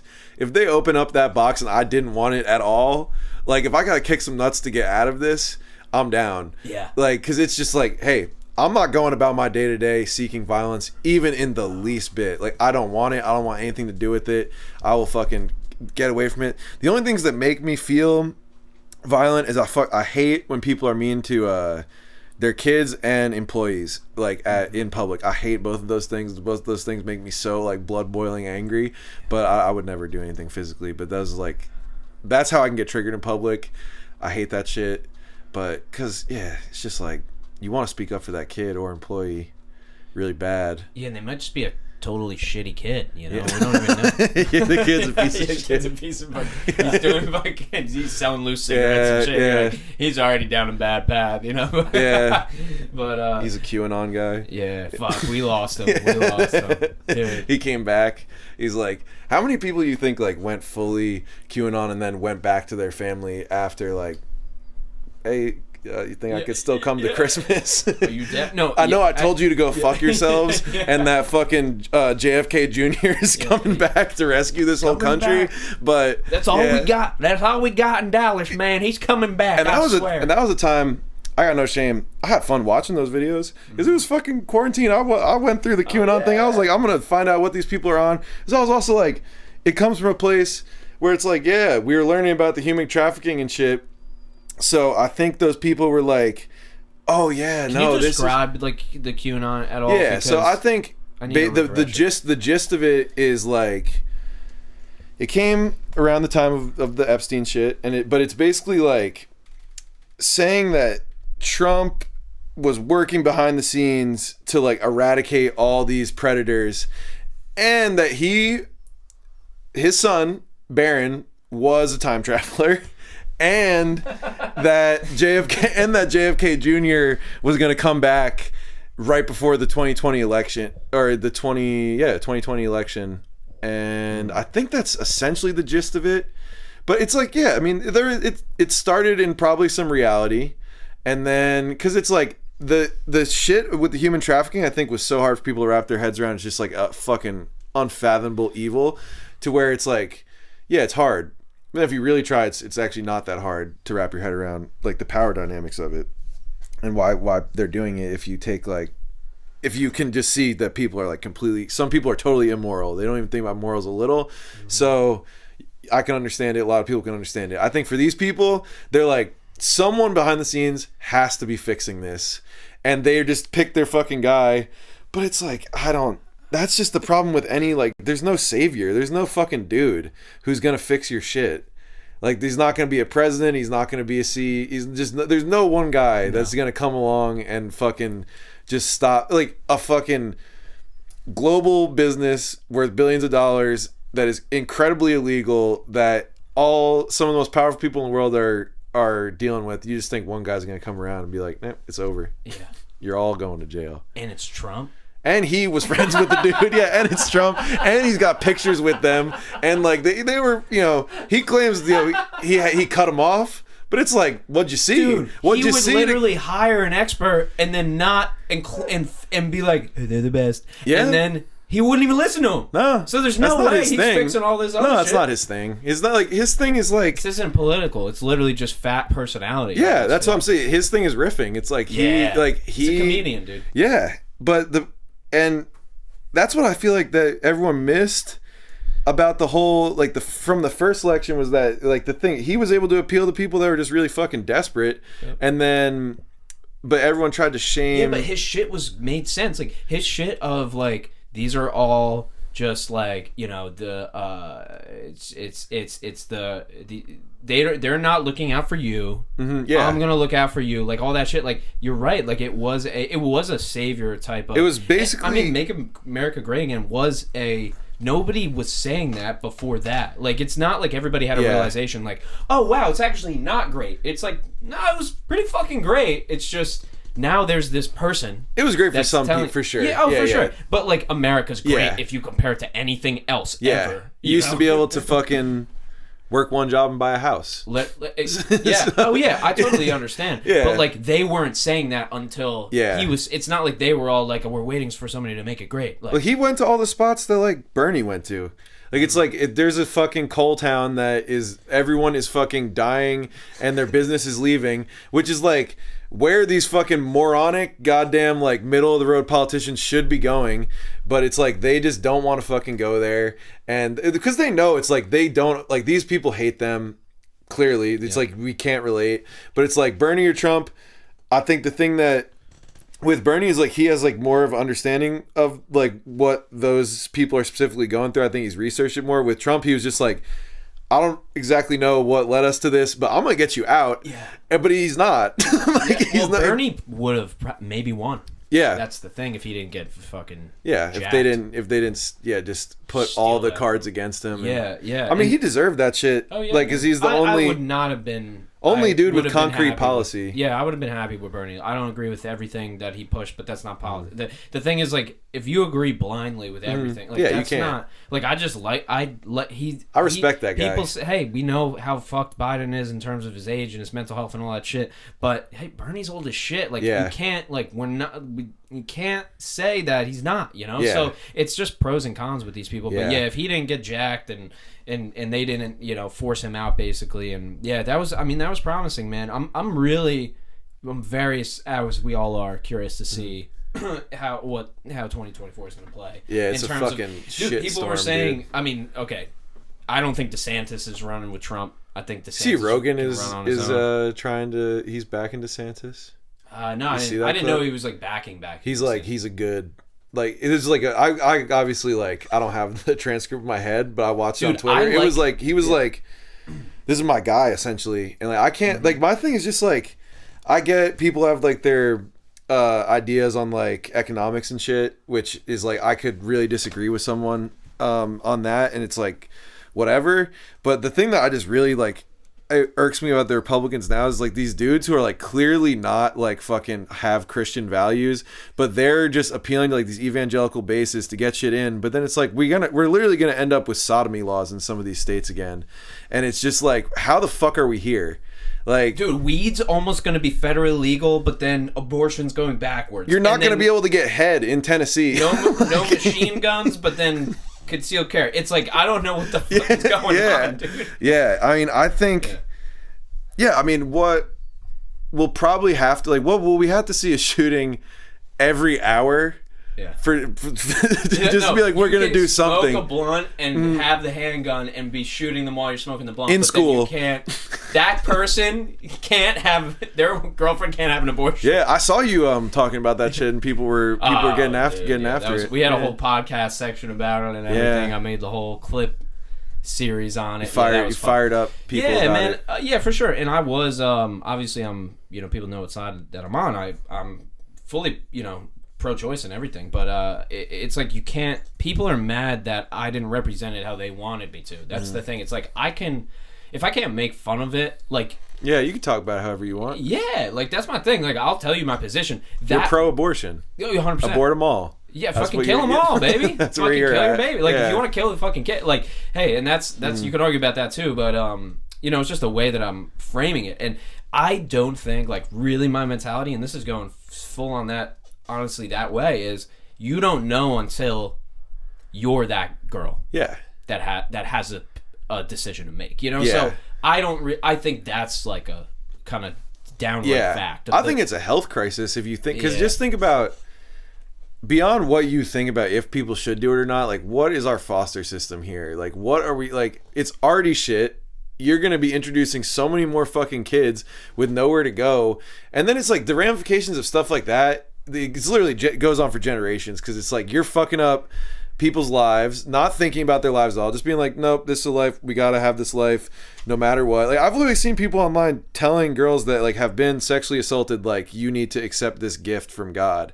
It's fucking twisted. Like, and I like, if that is what you think in your own head, go ahead, think it, but like, do not fucking tell that to someone else, because that is just like really weird. How about I'll just give you a kid and you just accept that gift from God? Yeah. You know? Well, you know what it is? It's not the logic extends only as far as it has to extend. You know? Like, it doesn't work. The logic doesn't need to be the same logic in other places. No. It's just this logic right for here. This. Yeah, but and the fact that that you can say, the end of the day, there's anti-abortion people who are way fucking smarter than you. You know? Like, there's anti-abortion people who are very intelligent. Those are the people that you need to be worried about. They're locked in on this. And so, like, it goes deep. Like, there's there's some people who like they view it as like, oh, like, we're running out of white people, like, we need to like have more. Like, that's like the most fringe you go on it. But it's like, that's not like, it's not like uncommon. Like, there was that lady like up giving the speech with Trump and being like, this is a victory for like white life, and like that's fucking freaky. Like, that's not like, that's not a spot I think we should be comfortable having like any percentage of people in our country thinking that way. It's because it's also just where is what do you think? Just my thing is like, what do they think is going to happen with all these kids? Like, do they think all these kids are going to get raised? Do they think we're going to magically pop up with a facility for these? So it's just God will take care of them. Doesn't matter, Aarvee. Doesn't matter. Yeah, God's got them. No, but that's the thing. There's no programs for these kids. Yeah. Our education is fucked. Yeah. Fucked. And that's where they're going all day. Yeah. And my girlfriend's a kindergarten teacher. She sees it like at a lower income school. Like, it's literally there. They're not giving them resources. Who should have gotten abortions. Like, not all of them, but some of them, where they go, where everything now, you don't value education. So you don't value teachers. You don't care, because everything failed you. Yeah. And so this kid's being raised by a person that, it's not just the fact that they're disadvantaged because of their situation. You're being raised by, I'm generalizing, by most likely a person who doesn't have access to resources for this child, doesn't believe in the education that this child's getting, doesn't believe in the people that are providing the education, and then they're with those people all day. Or worst case, taking advantage of being able to be around children, which is like a real nightmare problem in the foster system. Because it's like, whenever you allow people to look over children, it's like it just attracts predators. So it's like that. There's just so many things about it that worry me. Like, I don't think that the people that banned it thought about it even a little. And then also just like, it's setting a precedent for just more rights to slip, all in the guise of like one religion's ideas on what we should do with our lives and bodies, which I just don't fuck with at all. No, that's just a shit argument. It's just that religion is just a shit. And what people aren't understanding, though, is that the religious argument, we all kind of know, everybody who understands that that's kind of a shit argument. There's people that go up and debate. Say you'll have the pro-abortion person goes up, and I've seen these videos, and they'll talk about the sexual assault. They'll talk about the, maybe an anecdotal story, or like, this is a, how could you, what is this, how could you try to stop this person from making this decision that would change the rest of their life or whatever. And then you have the anti-abortion people who are going right to the science of like, just when is it a child, when is it a human, all that stuff. Like, they dig their heels in. Like, if you don't have if your response to that is like, what if I got assaulted? Like, that's not a response to these people. These people know what they're talking about. They have the point of life. They have a good point. Like, but they almost don't, too, because it's like, we don't know anything about consciousness to that degree. No, see, that's the thing. So then you have to come with that. Yeah. You can debate that, but people are debating on one's on emotion and one's on science, or one's on science and one's on logic, or one's on logic and one's on emotion. You can't. That doesn't work. Yeah. So I'll see my side, which isn't, because I don't agree with all the pro-abortion people. We have different views of it, but you'll see that side, and I'm like, you guys don't get it. Like, these people are fucking smart, dude. Like, we're smart too. Like, we have smart people on our side, but there's more nuance than people realize. This isn't just a religious thing. Yeah. This is religious. You know how many religious people believe in science? A lot. They're fucking smart. Yeah. Like, it's very hard to fight with, like, that sort of, like, right wing, like, they know the exact, like, they have their opinion memorized. So like debating like Ben Shapiro or something. It's like, I feel like I would have so much trouble with it even if I just knew I was right, because it's like, this dude's just gonna fucking talk me in a circle, like point out like the little thing about you don't really. And then it's like, and then if you try to have some fun with it and be like, okay. Why is your wife dry or something? And then dude, the best video that I saw, the best one I ever saw, when he finally, the kid got him. Has nothing to do with any of the politics. The kid goes, "How much did you make for the speech? How much did you get paid?" Ooh.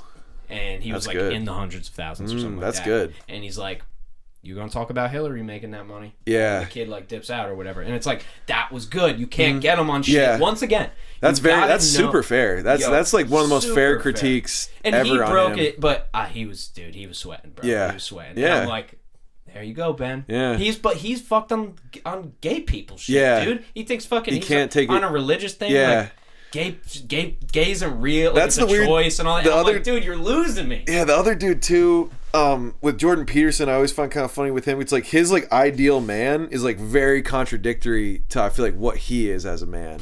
And not that there's anything wrong with like what he is as a man, but he's almost like telling men like, be like almost the most like fucking macho, like put together version of yourself. But I never saw him as that.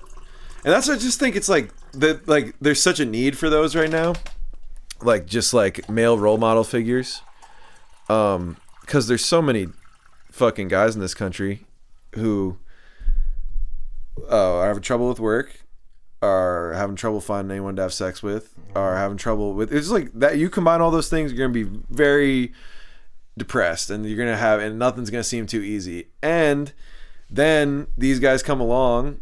This, like, I don't hate Jordan Peterson or whatever, but he's just the example. It's just like, he's striking a vulnerability in these guys, and like, he knows if they're my fan, they're gonna buy books and they're gonna fucking see me talk, and like, it is a business, and everything they're saying is just not hitting the nail on the head for me, where it's like, they're just not young men. Like, they don't get what it's like to be a young man in today's age. Like, they've never had the fucking online date. They've never, like, they're talking about it in like intellectual sense, like, which is cool, but it's like, I think the role models for like younger guys kind of have to be a little younger, because like, it's just, if you didn't grow up in the digital landscape and like that's not how you're making friends or interacting, it's like, how are you going to give these kids advice on that shit? I respect, and to great point about Jordan, but I look up to people who I want to be like, right? So I'll look up to Joe with his podcast, right? Or I look up to, which is a lot of the people, or even Gary Vee, or even, you know, these are all people I've been watching for 5 or 10 years, like before they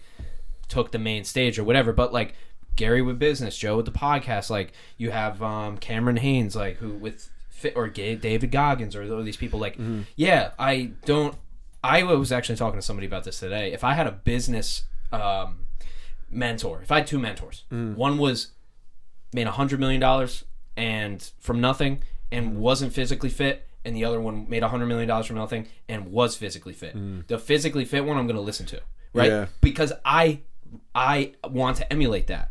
I think that the mind and body are all encompassing and together, and I want to be successul in that other area too, right? And so, but that's what I aspire to. So I look up, but the thing is, like, I don't know if people even, I think the people that Jordan's talking about specifically, though, maybe they don't have people they look up to, and they're trying to take his big thing was people trying to take other people down for not using the proper like pronouns. That was the origination of it.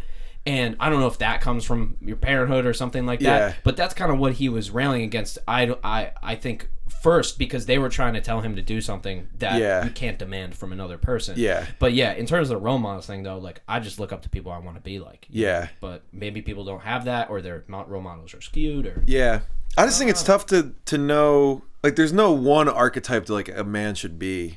And I feel like we're just learning that more, you know, because for years it's like there's, you know, your provider, you're like these like certain characteristics, but now it's like, you know, wherever you fall in like the spectrum of like what a man is to you, it's like just, it's not necessarily like how you act, how you talk. It's just kind of like know what your core principles are. I don't think it needs to be as much focused in like gender or like gender traits, or, you know, like this is how I'm supposed to act because I'm a man. It just fucking figure out who you are and what you want, and then kind of act like that, and maybe find the role models you want. But you don't need, like, if you're like a guy that's struggling to figure out what he wants, like, you don't need the guy who's like so different than you to tell you what you should be, you know? Oh, that's a lot and that's also what I hate online a lot, where you have a guy who is doing an ad for fitness coaching or something, and they have a pizza and they're like, you can eat this. It's like, dude, that guy's fucking genetically gifted. Like, he can eat the whole pizza and nothing happens, not because of his diet,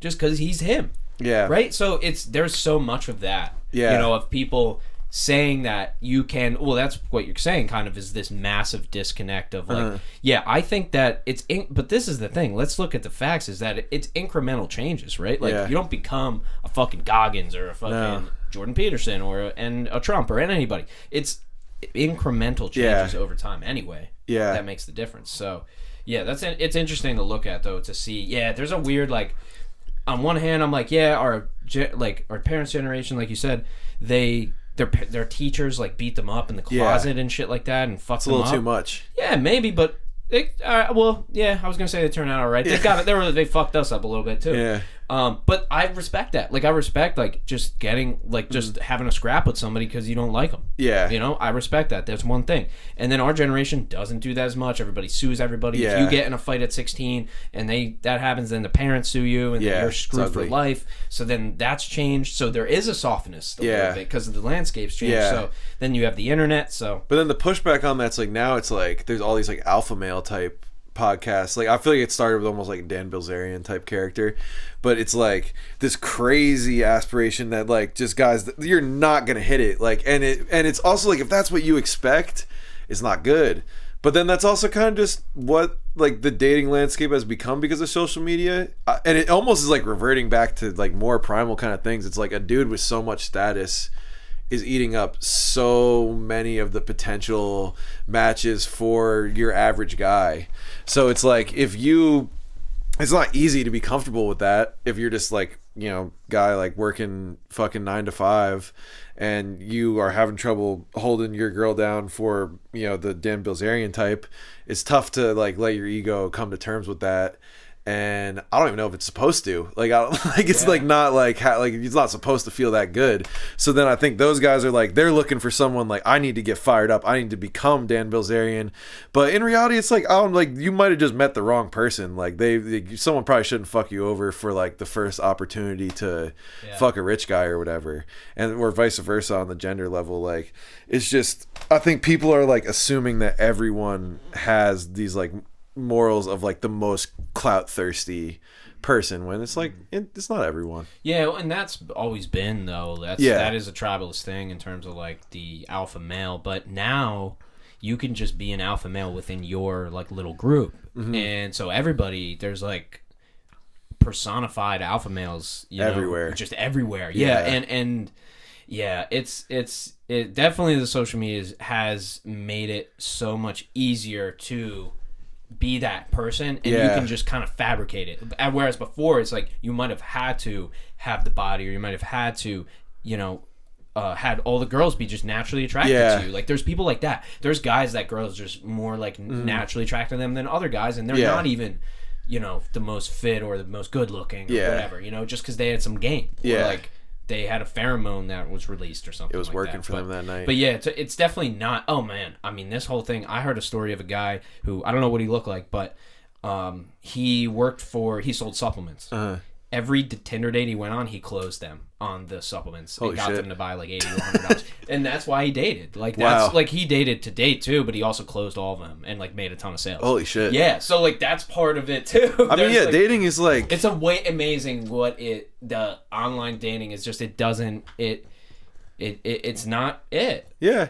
I mean, especially in like any big city or industry, it's like they're gonna use dating too to move up. It's like, and it's not, I think it's like because of the whole Me Too thing, like the lines got like really, like we made like a hard line where it's like this interaction's like always inappropriate, but it's like the inappropriate or not, like they're not probably going away. Like people like fuck their coworkers and fuck people to move up all the time. Like, and it's like I don't even know if I have that much of an opinion on it. I just think it's a reality, you know, where it's like I don't see that going away. Now, I would like, Weinstein or something is like a different case. Like that's like wherever there's like non-consensual shit. But I think it's like, I don't know, like it should probably be within someone's right to be like, I'm gonna have sex with them because I think we could make some business happen. I know.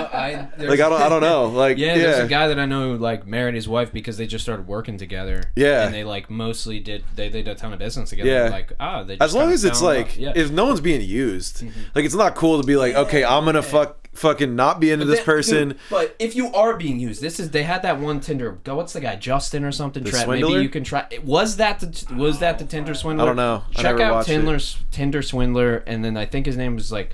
There's another Justin guy, but this guy they made like the documentary about. They're like, he led all 7 of us on, and like he said that he was this and he wasn't. You shouldn't send him $50,000. You never should. Yeah, like I just don't like why people can't take responsibility for their own actions. Yeah, if I get fucked over, it's my fault. I'm keeping that L to myself, dude. I'm keeping that L fucking. Yeah. I'm not throwing it in the dock for everybody to roast me for the end of time. No, but then there's that though. Like you can't. Yeah, a guy fucking did that to 7 girls or whatever. Like it's not good what he did. Yeah, we're not condoning it, but the fact of the matter is you did go on an online dating site to meet up with random people who you've never met. Yeah, so there's like that where I look at and not the point the Uber people who kidnap girls and the bad things that happen from Tinder dates. I'm not promoting any of that. Yeah. But I also think there's a level of responsibility. If you want to just stick to bars or just stick to your chamber of fucking commerce, like there's ways, but yeah, there's so many. I don't know. It's hard for me to like have an opinion on that because I just feel like I've never worried about like my safety dating, so I can't. Females live in another world, dude. They live in a different world than us. Yeah, because it's like I've never even really thought for a second. Imagine most people can just do whatever they want to you, probably. Yeah, or just even like even if like they're super good at self-defense, it's just like because there are always gonna be. Especially like within dating is where a lot of people like that are predatory, like because it's vulnerable. Like you're one-on-one, like someone is allowing a stranger to be one-on-one with them, so it's like that's a pretty intimate thing, and people can really take advantage of it. So it's sketch. Yeah. Risky position, yeah, for sure. I mean, you're taking a risk. Did we get any swindler? Yes. So the Tinder swindler. What's good with him?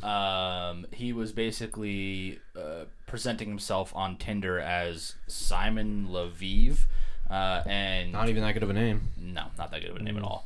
He was basically tricking women to go on dates with them and to give him money that he would basically never pay them back. So then he'd just go on the next date and have like gifts to give them or like take them on like private jets. But it was just all borrowed shit from previous dates that he had. So he just kept moving the con further and further. And his thing would be like, oh, I just spent all this money, but my account just got locked, and I need like $10,000 to like right now, but I got you like tomorrow, and like just because they were just in a private jet, they're like, oh, he's got me tomorrow, right?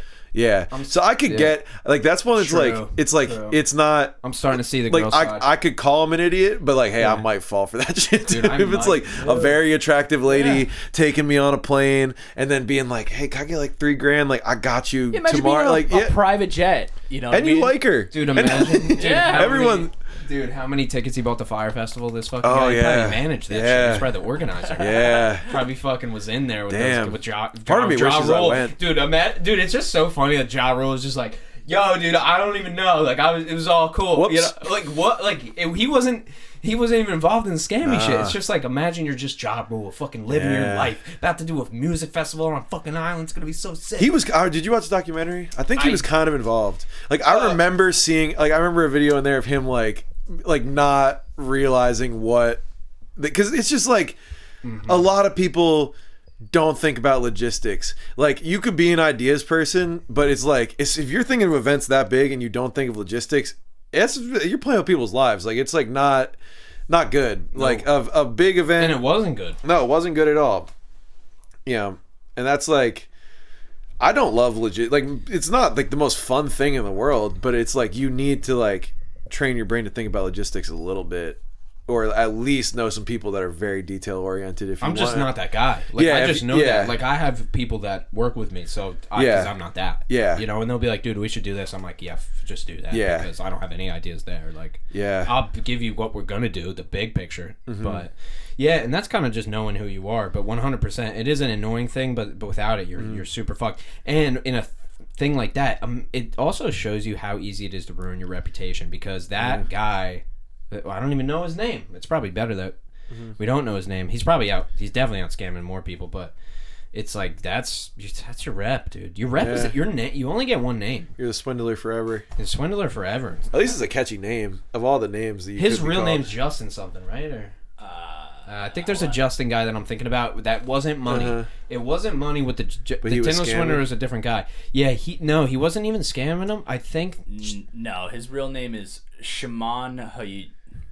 You guys ever hear about the guy? He did choose a way better name. Yeah. They would have known. Yeah. That guy on a private jet, not really the same. Or at least I think I'm saying it right. I mean, I don't know. Yeah, no, for sure. But it's how it looks. Something like that. He was Israeli, right? Yeah, Israeli. Yeah. Oh, that would make sense. They got some. Yeah. Yeah. That makes sense though. What the fuck was I just thinking of? Podcast, man, happens. Yeah. But we're here. We went through the Tinder swindler. I never had success on Tinder, dude. No, it never worked for me. I met my girlfriend through my job. Got you. Nice. But we were set up by people who work for us, so it was like all cool in the company. Like the CEO was like, any girl I've ever seriously dated, I met in person. But oh yeah, I'm so I'm happy. I'm not fully. Like I've tried it, and like I've had good and bad experiences on dating apps. I don't think it's like it's just like it's cool because you get the chance to meet people you wouldn't probably never physically come across, but it's also bad because you get the chance to meet people you would never physically come across. So it's like ooh, we could have left like, that one. If you wouldn't have physically came across me, then that's a bad thing. But if I would have never came across you, we're in there. Yeah, this is good. Yeah, so I don't have. I don't have a hardcore opinion on them. Yes, I had a weird I had an experience where I go like, we just shouldn't be doing this. Like we're just not on the same wavelength. I've had a few of those, yes. Yeah, where it's like they're not bad and I'm not bad. It's just and then they tell they tell you a horror story about some guy that they went like. It's like I don't want to hear the horror story now that I'm on with you. Like now I'm gonna get nervous that this is weird. And I've heard some horror stories so horrific, but I'm like, okay, that's never gonna be me. Yeah, or that didn't happen, bitch. Like, yeah, maybe. But who knows? But it probably did because guys are crazy. But I feel like people are crazy. People are crazy. Like it's just like let's just say you're just going on a date with someone from an app. Like you get no context of what fucking crisis they're coming in or out of. It's just like real, like dude. I don't like it's not, there's no buffer for that, so it's kind of just like you're getting thrown to the wolves. Someone could be having the worst day of their life and they decided, I'm going on a date with him tonight. It's literally a slot machine of no idea. Yeah, or they have nowhere to stay. That happens to some people that may have been me or my friends. That's definitely, it's like they got nowhere to stay, they go on a date, they stay with you, and then they repeat the cycle. Yeah. They're like that guy. They're like, hey, just 5 more nights. I'm just getting my lease together. Yeah. And you're like, can we go over to your place? She's like, nah. Yeah. It's not cool there. Yeah. It's like, wait, why is this girl living with me now? What? Yeah. She moved in. It's my new boo thing. Yeah, I totally would have. I mean, there's also a lot of stories of that where it's like people started dating and then they just like were down and out. Yeah. And just were, okay, cool, I'll support you, and then they end up getting married, loving later each and stuff, other. like success story. That's why like I met my girl in a Wawa, straight New Jersey shit. And, Hell yeah. You know, like That's we were real as there fuck. for work, but like that was the first time we Love saw over each a other. hoagie. Yeah, love over a breakfast sandwich, so Yeah, same shit. the Sizzlers. And, love over a Sizzler. Or was it baby. one of those motherfucking paninis that they got? Dude, it wasn't no fucking bitch ass fucking panini. Don't call that a bitch. That's a great item. The sourdough paninis. Dude, I'm a Sizzler. Oh, you're a Sizzler? I'm a Sizzler. Yeah. Sizzler fucking Yeah. Grizzler, dude. Yeah.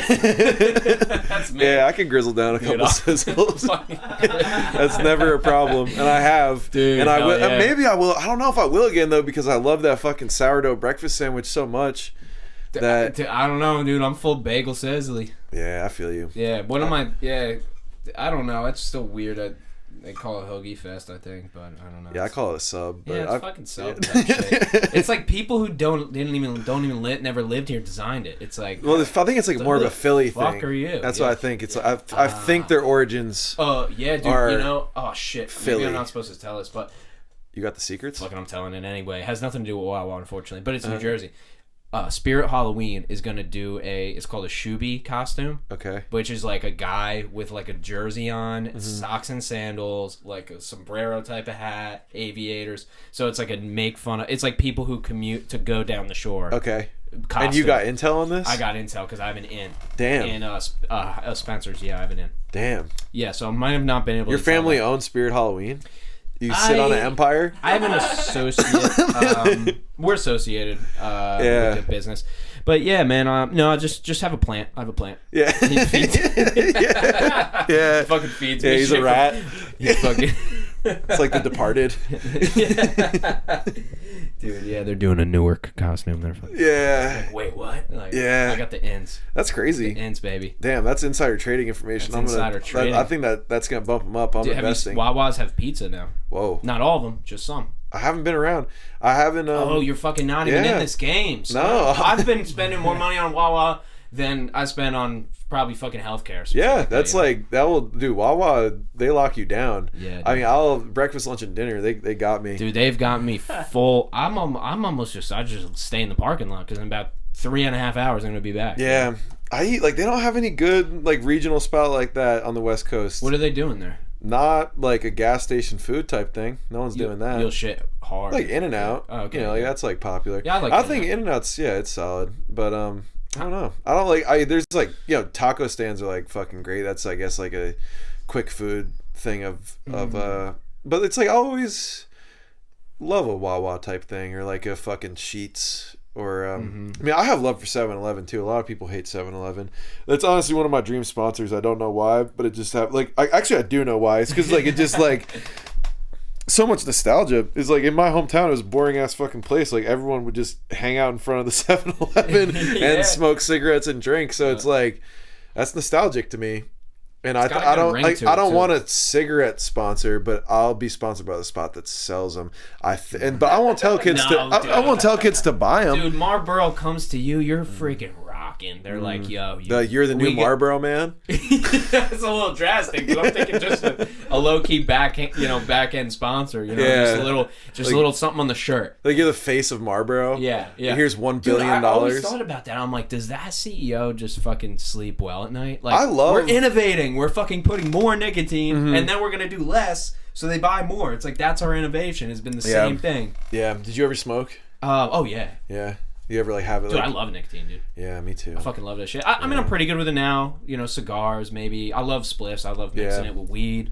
I fucking love that shit. Yeah. But I was saying to you before. I knew things are stressful in the economy because both my fucking Uber drivers offered me a cigarette yesterday. The fact that like we're getting near the end of the ride, they're like, "Hey man, like, do you want to smoke one? Because I think I'm gonna smoke one." I'm like, "Fucking give me a cigarette, dog!" Like, what the fuck are we talking about? That's one of the best cigs you can have. There's like a list of best cigs. Yes. Okay, yeah. So I'd say, like, when I was in the service industry, that's honestly what got me started on cigarettes. I was like 16 working at Five Guys, and then I learned I could get an extra 15-minute break for smoking a cigarette. I'd already smoked some cigarettes, but I'm like, nah, I'm going out. I'm fucking hanging out with a dude who works at Benjamin Moore, and we're smoking cigs, and then so that cig hits.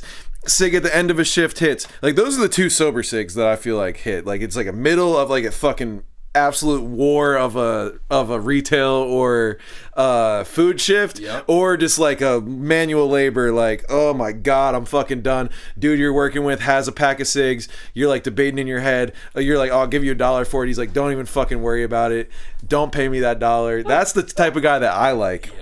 That's the best guy. Anybody who would take that money is a fucking scoundrel. Dude. Yeah. And I feel weird taking a cig from them now. I don't even want your cig. Yeah, I've taken money before, to be honest. Yeah. That's because I hustle different. Hey man, it was great having you today. Sorry, our values don't align. You're not in the right grind set. Yeah, it's different kind of. Fucking made a cigarette and fucking Marlboro making an NFT, dude. Dude, if you got a pack of cigarettes, that's 20 opportunities to make $1. Dude, I remember I was in it was like 8th grade or just freshman year or something. I paid like $20 for 4 cigarettes. It was the first time I ever smoked a cigarette. Damn, son. I paid like $20. I paid. That's like the ultimate. Hustled. Damn, dude, I wish I was selling you 8ths back then. Yeah, right. You would have fucked me over. No, I will tell you one thing. I never sold a cigarette for money, but the 8ths weren't cheap. You know what I'm saying? Yeah, like, I feel that. Was my game. I had a lyric I wrote a few months ago. I was like going through kind of a rough time where I was like, I used to sell the dime for a dub. I guess that karma's catching up, and because I mean it was like, shit, if you don't know what weed looks like, motherfucker, I'm making my money. Is it my explanation? I mean, I was young, I was like 17, but I would just always be like, I got ripped off, so I'm gonna rip off a couple kids. Bad mindset, but you know, it's harmless weed shit. Dude. I mean, but what I did, I'm equal. Like, this is just completely equal because I worked at, like you said, you were doing some Photoshop shit. I was doing some gas station shit. Oh, dude, I was the plug, baby. Yeah. I worked at the gas station. I pumped gas when I was 14, 15. Yeah. And e-hookahs, I think back then, remember the e-hookahs? They were like maybe $13 or something like that. They weren't that cheap. There was some money. I would sell them for 30. Whoa, hell yeah. 25, 30. Hell yeah. But I had to take the risk of bringing them to school. Yeah. I had to do all that. And I could sell all the other stuff they sold there too. But the risk was high. I remember being a fucking kid, and I wasn't even selling weed really. Like, I would just pick up like a Q, and then like a kid wants a gram, I'd sell him the gram. I end up getting a message from like this kid in my class, and he wants 2 grams of weed. And I'm like, oh shit, well that's cool. I have 4. Like, I could give him 2. And then like I'm at a party like a month later. I guess like my dealer had been arrested because he like ran a dude over with his car, and it was a whole thing. And then like the dude who he ran over with the car snitched on him, so it was like a whole thing. And then I'm probably like 16, 17, and then my friend walks up to me, who I guess was good friends with the kid who messaged me, and he was his dad. The kid who messaged me, his dad was a politician. I did not know this.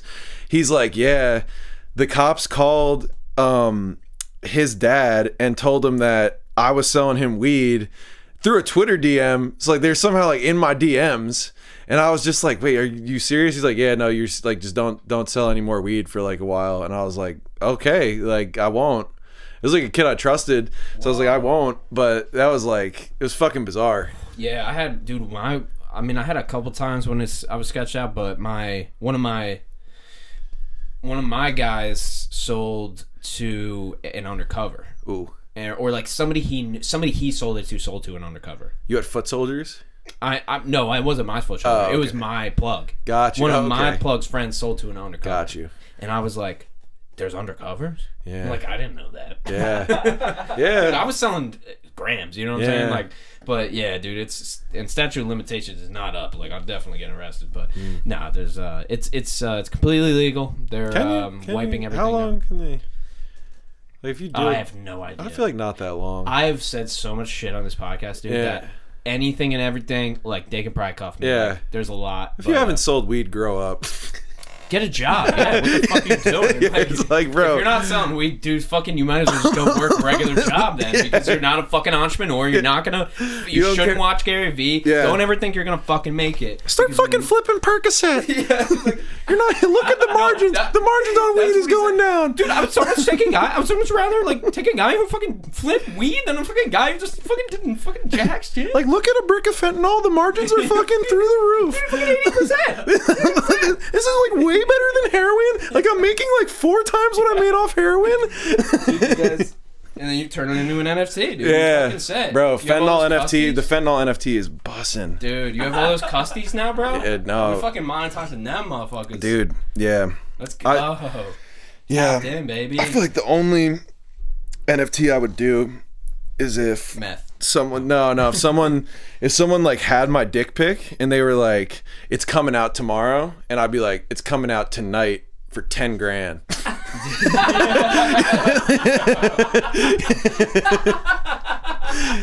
And then I would start the OnlyFans with anything they had, like anything they got sent to me in the ransom. Yep. I'm starting the OnlyFans, because you're gonna go down.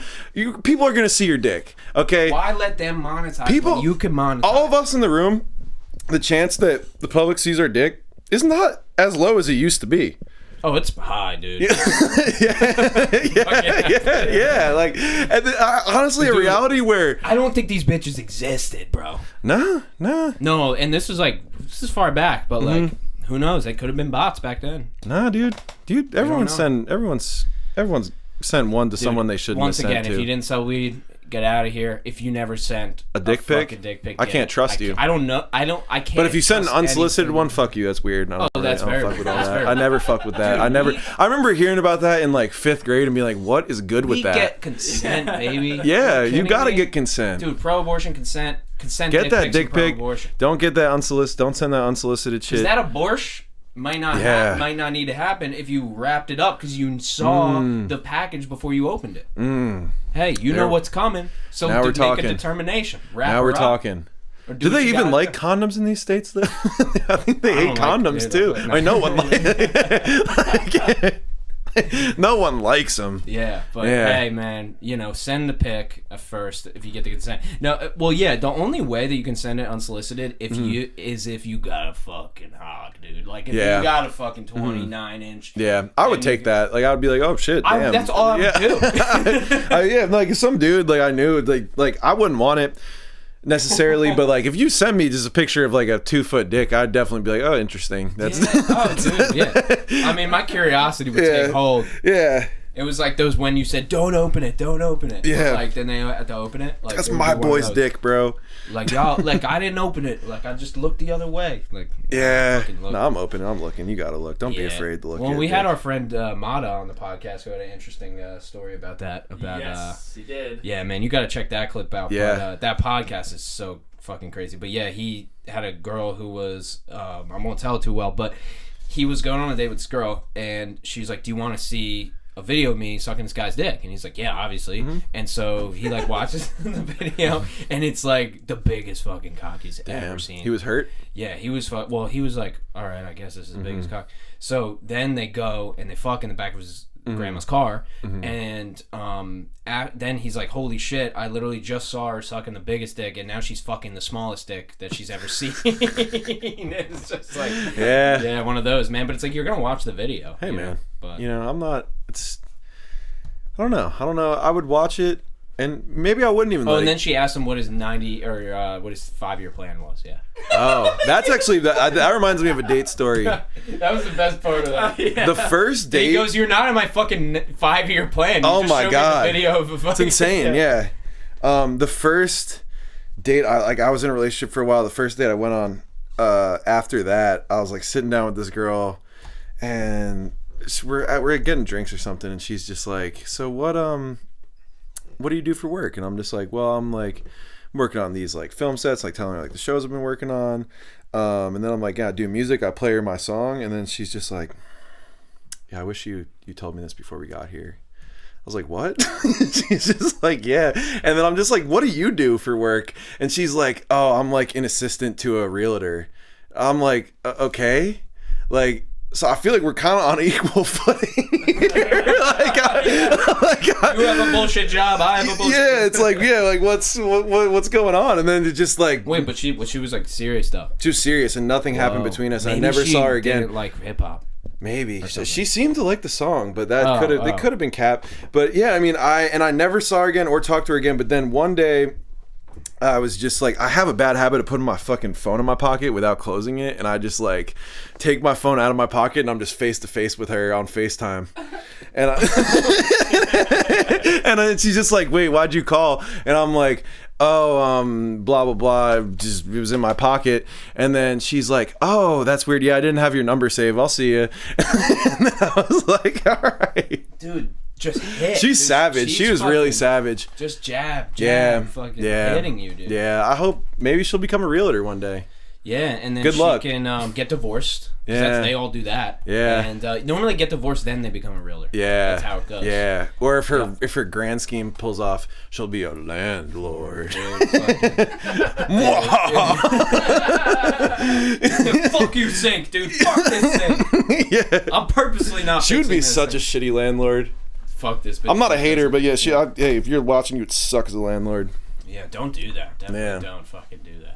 Yeah, dude, it's amazing the people that the ins and outs of the relationships, that the potentials, Yeah, because that's you're just shooting a little shot there. You're just seeing what's up. Who knows what this person's about? We'll see. Yeah, and that was what was up. I'm glad she shut it down faster than. Yeah, didn't waste my time. See, no one likes wasting time. She's good with that. Yeah, realtors do. That's actually a good point. She maybe mad respect. She didn't waste any of my time. Yeah, see, look positive. Yeah.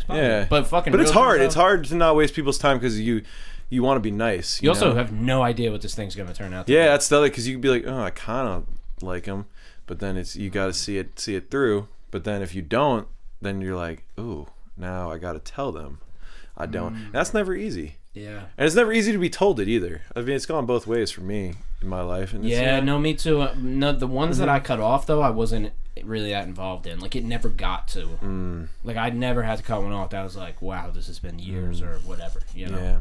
So I never got that. I had one girlfriend. She broke up with me. That was it. That's my whole thing. Nice, congrats. Full shebang, dude. Yeah, thanks. Nice. Until this, my girlfriend now. But I'm glad. I don't know. I'll also kind of wish I had a little more experience before, like in terms of, because I just work. Like I wasn't thinking about it, because here too, or like I was in a position where I couldn't even meet people really. Yeah.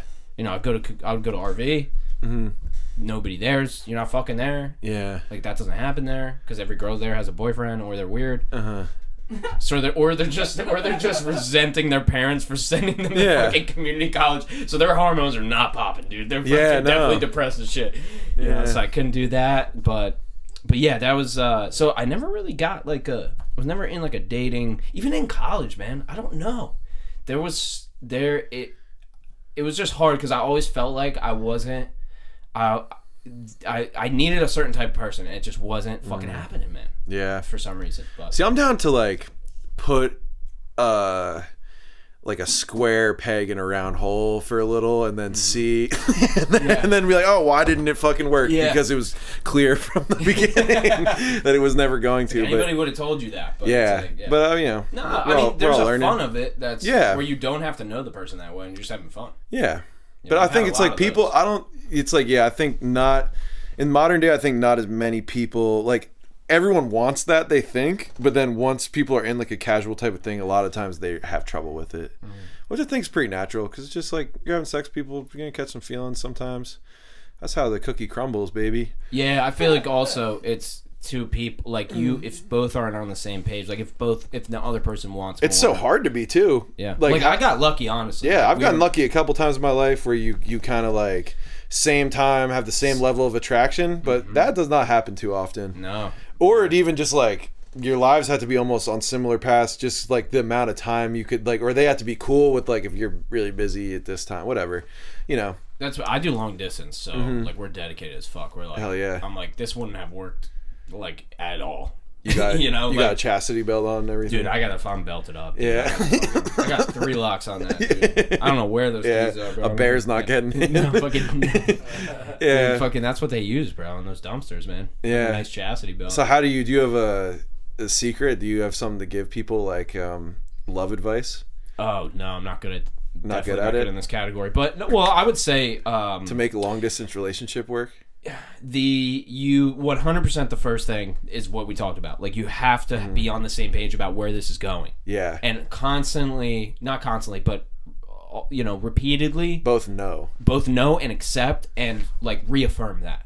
Because that's the main thing, right? I feel like I've never been able to find that because I never knew. It's always my fault in that way, I would say, because like I would always be like, okay, I could see myself in a future with you, but my future is like I don't know at all. So I felt weird ever telling someone I know what my future will be like. But elaborate though. Sorry to cut you off. No, that's good. Because I don't know. Yeah. But I will say that I want to because I do. Yeah. Like I won't guarantee anything. Yeah. I can't guarantee things because I don't see the future. Yeah. But like I am, if there is anybody, it's this person. I've determined that. Yeah. But I've made that decision. The problem is people won't make the decision because they don't know if they're making the right decision. But there is no right decision. It's just the decision that you make. So for me, like it's like a hard thing to do, but it feels right, and everything points in that direction. It's like, yeah, cool. Like that we got down. But in terms of long distance, dude, I have found, first of all, there's no good advice on it. So don't believe really anybody's advice, first of all. Yeah. And then, because it's all different, right? So she needs a lot more communication than I need. I can go days without talking to her. I won't really, like, I'm just that way. Yeah. I'm so, like, tunnel vision, just, like, I'm doing my shit. Like, I would be so sporadic, Yeah. And then she's more like, no, like, we have to be. But then when I'm with her, I'm the communication person. I'm like, tell me how you feel, all this stuff, right? Then she's not. She's more the opposite, right? So we're kind of determining. So now everything that you do, everything that the ways that you are is going to be 100 times when you're long distance. Yeah. So the bad is going to be way worse because there's a gap. Yeah, which you can't fix it. Yeah. Exactly. So it's when it's bad, it's going to get bad, But I think with us, like, we kind of just have, like, we've kind of developed our, like, kind of routines and, like, habits. And, like, we know, like, okay, I'm doing a podcast now at 9 o'clock at night. Like, cool, I can't answer the phone. Yeah. Like, I won't answer the phone for anybody right now. Yeah. So those type of things. Like, it's all those, first of all, knowing, like, hey, you're gonna go there. Like, this is what's next for us is moving in together. Then, then this, then that. Like, we have a next thing. So have you ever lived with a girl? No. Cool. Not for like a while. No. Yeah. Like, not for like you stay for a week. Yeah. Thing. Yeah. No, never. I've had a roommate, but that was close. I did for a bit. Yeah. How was it? It was good. We were kind of limited on space, but I don't think, like, it wasn't why our relationship didn't work out. Like, we had a good living dynamic, I would say. That's good. Yeah, I just think it's like in that, the only thing is like just make sure you got your own little spot, Because like my thing was like, especially when you're like trying to be creative, like I never even knew what it would be like to like be in my day-to-day, like making music or like thinking of something and just having someone else in the room.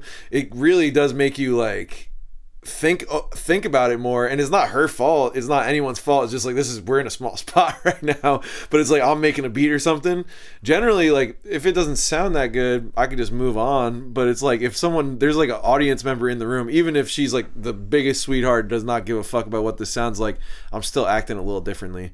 So I feel like if you need that in your creative process, definitely make sure you got a little spot of solace. We're not moving out unless I have my own space. Like that's like if we can't afford it. Exactly. Or like I rent a space somewhere, but like that was a 100% requirement. Yeah. Because once again, it's just the things that we need. Like, dude, honestly, I wish there was good advice. I wish there was good relationship advice. There's really not.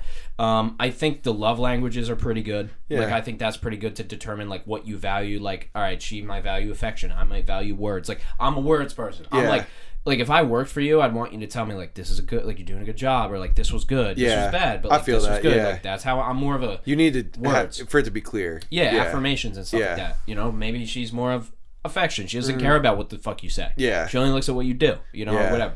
So that's what I'm more of, all about what you say. Whatever you do, I could probably forgive that, but I care about what you say, Can we start making fun of the gifts love language people? Dude, fuck that, dude. I need a fucking Beamer. If you don't love me. If you don't buy me a new one every year, we're fucking out, because that's my love language, motherfucker. That's my love language now. Yeah, that's what I'm gonna tell my girl now. Yeah. We fucking need something, dude. I'm gonna need a lamb or I don't know. You need a cougar. Yeah, it's like that's I've never really. You should try it. There you go. I've like dabbled, like, but I've never like had. She never was my thing. It was never felt that I was solidified in it. And I don't know. They if do I it for weird reasons. It's like, I don't care even really. Yeah, like I don't know. I've never left the country. Like I want to go like see the world. I've been to Canada and Mexico, dude. That's all for me. So definitely, go overseas, man. Yeah, gotta get the ticket however you can. Overseas, Coog, what's up? Yeah, what's up? Or domestic that gives me the ticket to leave with her or without her, Yo, get in with the Coog. Yeah, they got the bread because of the divorce. Yeah, and then just you can be like, hey, I'll give you the 10 grand tomorrow. Like my account's frozen. Yeah, and then you can fucking swindler them, dude, and be reverse Coog girl. I'm gonna be the Bumble swindler. Yeah, dude, because they hit you up first, so it's kind of like. They're not lying. It's like, what? The Bumble Bandit, dude. yeah. To be the Bumble Bandit. Yeah. Dude, dude, that's good. But then they won't even be mad, because they got so much money from their divorce. So like a terrible like Hinge Hitler. They know it. That guy's got to go a little farther than the swindler to get that title. Yeah. Don't do it. No one. That's take a lot of oppression. It's like to get that. Yeah. Camps and all. That's like too much. That's dude, like, you could do it. Yeah, you can pull it off. Let's not manifest. I don't even really believe in manifesting that one. Let's not manifest Hinge Hitler. I don't want. It sounds like a Rick and Morty villain. Dude, manifestation is what the girls who dated the Tinder swindler believed in. Yeah. What do you think about the astrology shit? What have you ever had to deal with that too much in your dating life? My girl doesn't fuck with it, thank God. Yeah, I've like dated girls that like are kind of into it, but then I've also like not seriously, but I've encountered and talked to women that are like trying to screen me with it. Oh, I've been screened by this woman, yeah. I've been screened by my ex-girlfriend was into like tarot cards and shit, and then we were with friends and stuff, and they were doing the like fucking day to day, and they found my exact day and all that shit, and it was I don't know. I didn't get weirded out. The last time I was really screened, it was like this girl that I was fucking with, her friend was screening me, and it kind of felt good because she was like reading it, and she's like, it says you're fertile, and I was like, so like fertile, but it apparently just means good at sex, and I was like, oh hey, fuck you, Bobby Lee. We wrap that baby all right. How about you kill yourself? Throw that shit in a bow right there, dude. Oh my god.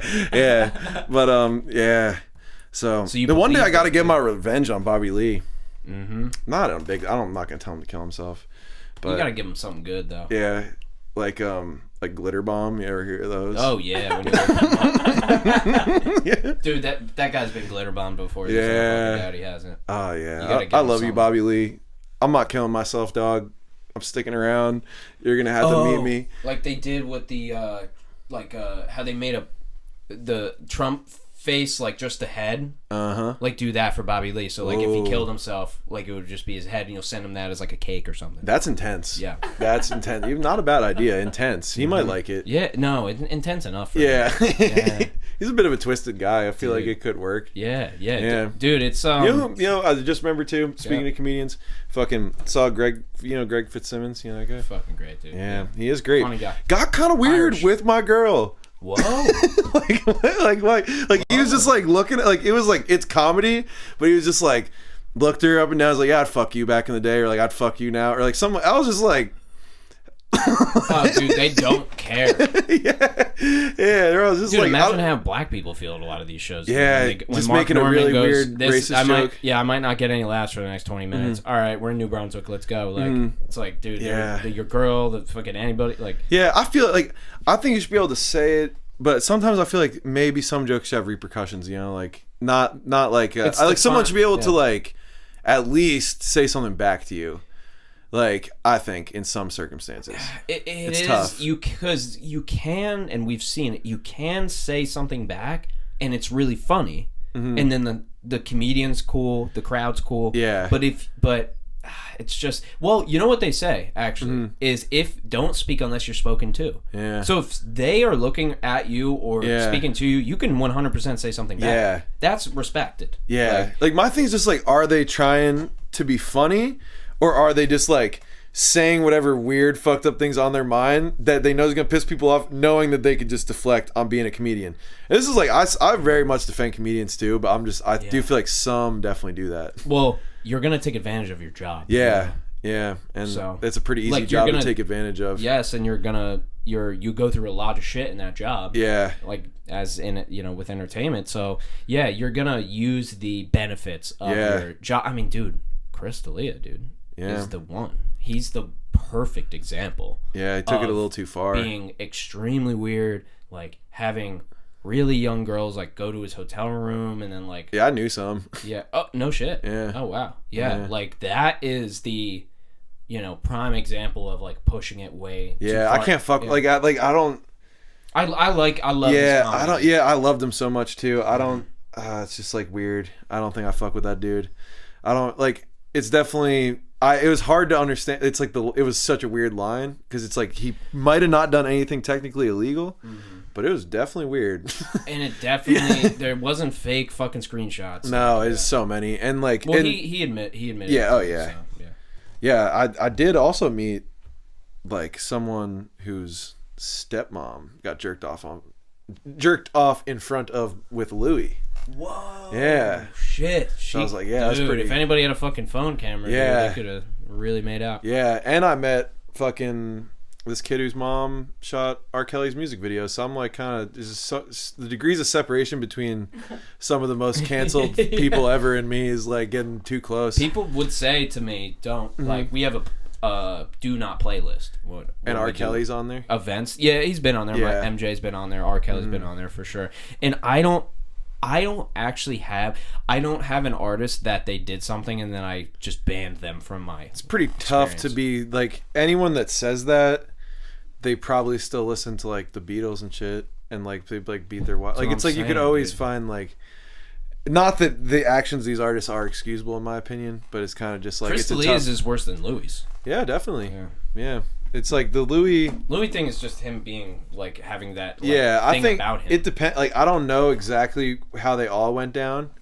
The one that I heard described to me is like, the woman said she just left. Like he said he was gonna do it, and then like a bunch of people just left. But there's apparently a story where like he stood in front of the door, so like that's fucked up. That if he did that, okay, that's fucked up. Yeah, so I don't know. Like I kind of like, to me it seemed like it was like a reconcilable thing, and it also didn't seem out of character.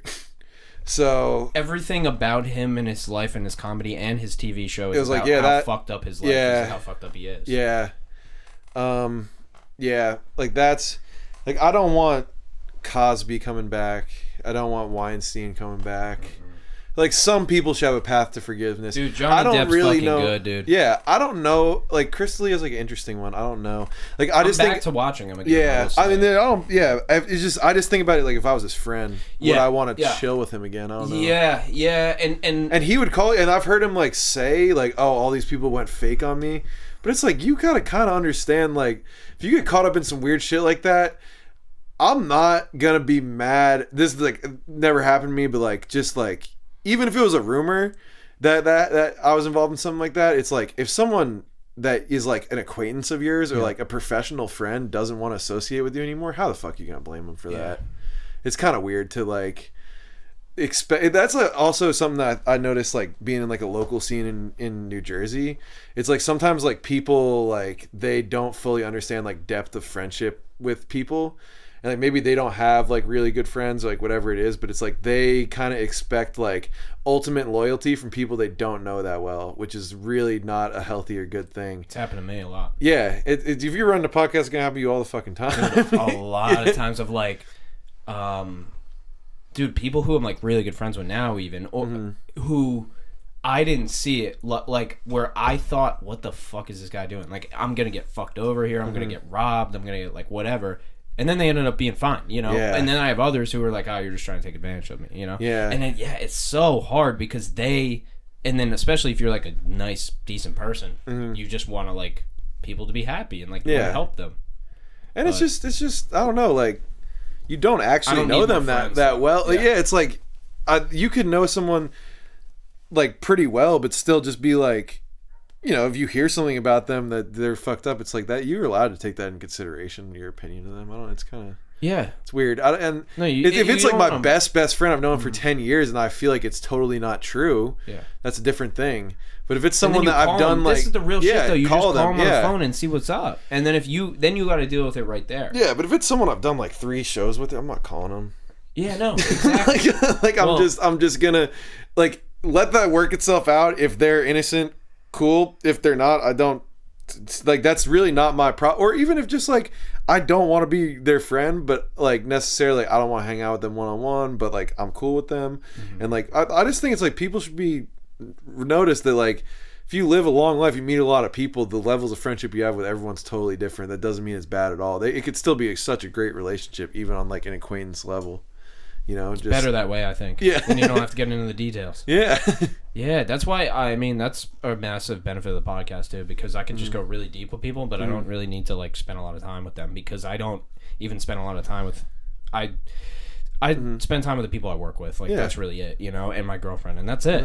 And that's why this is great because I can go like deep, but then we don't have the sort of the attachments that come with having like a true friendship. Yeah. But it's like, but when we chill, we can go hours in and just like go all in. Yeah. And like we can get through some shit that would have taken us 5 years anyway. Yeah. Let's just skip to the good shit. Yeah. Know? So like that's the one thing. But then I've interviewed like 100 people. So then, you know, it's just the ecosystem. You get texts, you get calls, you get what's up, or you know, they want, or what I've been going through lately, which is a good thing, but it's so many people hitting me up to do this. Yeah. You know, and just because I have a clip that has 40,000 views and whatever, that looks good to people. You know, they've never listened to the podcast. They don't know. Yeah, I remember I did a short podcast run, and it was fucking annoying the amount of people that would hit me up, and because it would just be like, I'm not doing this, like I'm not like, and it, like someone who maybe never put out a song, never like, I'm just like, I don't know, like what do you want to come on here for, like what are we doing? Like that's like I don't want to take I don't know. And then there were some podcasts I did that I just didn't release because like the person would have looked bad. And then that's like a weird conversation too. Yeah, but it's like I knew I was doing the right thing for them, but I was just like because of how you acted and things you said in this, I feel like for your own benefit, this should never come out. You're curating the content too, so if you don't feel like it shows them in the best light, it is 100% your call. Yeah. And I've always released them, like maybe if I've edited them, but and then it's like how far, what do you want to just edit everything? Yeah, I just had one that was like weird circumstances that I won't get into, but just like kind of like a 1 hour dumpster fire, and I was just like, we're not. Like it's like, because it went beyond just like, it was like they were on like medication for there was like a weird, there was weird things too, where I'm just like, I don't think will want this at all like later on in life. So that's a call. So that's gotta be it is. You've realized then, if you did that even for a short stint, that how different it is from like making your own art and just focusing on that. It's like the podcast world and all that, and it's just involving other people. It's like collaborating with artists, but at least with that, you just do it like one time and then you're off. You're good. But it is. There's so much to this like art content, and as an artist you want to be on podcasts, and then you're dealing with that, make that happen. You're the one hitting people up, or you know, and then those are the people that are in my DMs, and they're all like make music and they're good artists, but you know, it's so there's so much to it, you know? It's just I love podcasting. It's like I'd hope to do it again, but I just kind of like I realized I was spreading myself a little thin, and then I was like, I didn't know, like I knew that it was just gonna be grinding through like art, like 20 artist interviews or something, and I was just like, I talked to my friend, I was like coasting with him, like let's hang this up, let's get back to it later, because it just like if I did just artists, I would we just knew that was what we were gonna have to do for the time, and it was like COVID, we were gonna probably have to do them on Zoom and shit, so I was just like, let's just I stopped for that because I was like, I'm not doing that. So but it's mad fun, and like I kind of, my idea with it is like, if I could like, I kind of want to like wait until I like meet like the one like best first guess. I was like, kind of like, because I'm just like, I'm not in a rush, so I'm like, I'll just wait. It'd be like, it's something that's fun, just like, you know, when I have the resources and want to do it, I'll do it. And I feel like that's kind of, I look at like, I want to make fucking films and shit. I kind of look at it the same way, just like having patience with it. Music's just like an easy, like, you know, I feel like music's a little more of like a young man's game too. So I'm kind of like, I'm trying, not that it has to be, but people see it as that. So I'm trying to like get my name and up then quick. More of the film stuff would kind of just you can do that older in life. like a it's little easy. Dicky. I'm only a little Dicky when I'm young, when I'm a little Dicky, and then I'll go do comedy and films and like my show and all that stuff. Yeah, he has that's the true, like he did that 100% purposefully. Yeah, past the first video. It was like all purposely. Yeah, I would still like to be like fucking making music when I'm like 70 too. It'd be fun. Who knows what it would be like, but you know, that's like that's fun to it's think that cathartic thing too, and just that release, you know. Yeah, and also just like what are the kids gonna be on, like what else could I try out. Imagine 70 years ago and then you're listening to the music now. You wouldn't even be able to understand, because I don't happening. Like I just like most of my favorite artists, people that like say fuck it, like their albums sound so much different and shit, so that's like definitely a goal of mine. And then if you think about like that over the course of decades, you can make some fucking cool shit, and some of it people won't get and some of it people will, but that's all good. Yeah like music, I've worried, like I used to almost take it more personally when people wouldn't listen to me, like that I knew or something.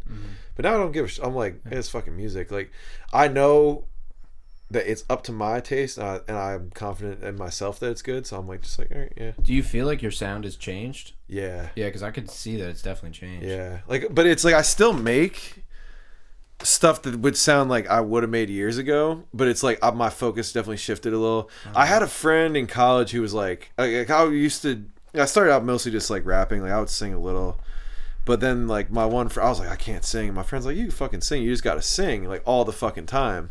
So and then I was like, I never thought of it like that, because I remember my dad and brother, like, they used to make fun of me for having a terrible singing voice as a kid. Like I like could not hold a tune, and then you just be like, yeah, find the songs you like, sing them every day, fucking just literally sing every goddamn day, do the scales, do it. And that's just like what I do now.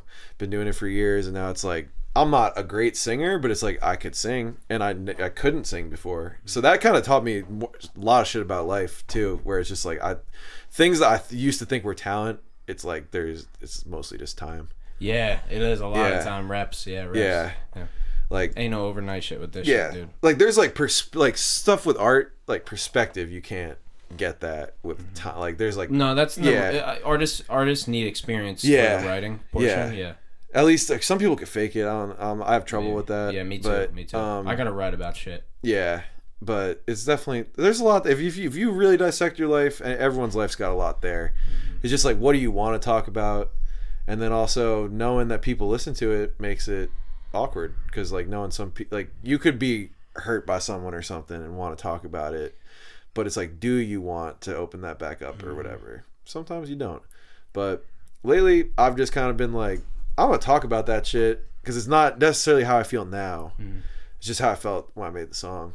So how's this what can you say about this album? You don't have to say too much, but like what is the... I'll say it's basically like, I tried, like it turned out to be almost more of like a breakup album, but me kind of like looking at myself, my family, like patterns of behavior, like mistakes, just weird, like almost just like overanalyzing myself, and then taking that and being like, okay, I'm gonna make a song where I really express this like negative emotion and put it next to something where I'm like feeling pretty introspective, because that's like how I honestly am. It's like one day I could be like just so fucking upset or mad about something, and the next day you kind of find the perspective on it, and maybe that cycle repeats and you feel the emotion again, but it's like that is still part of you. It's like valid.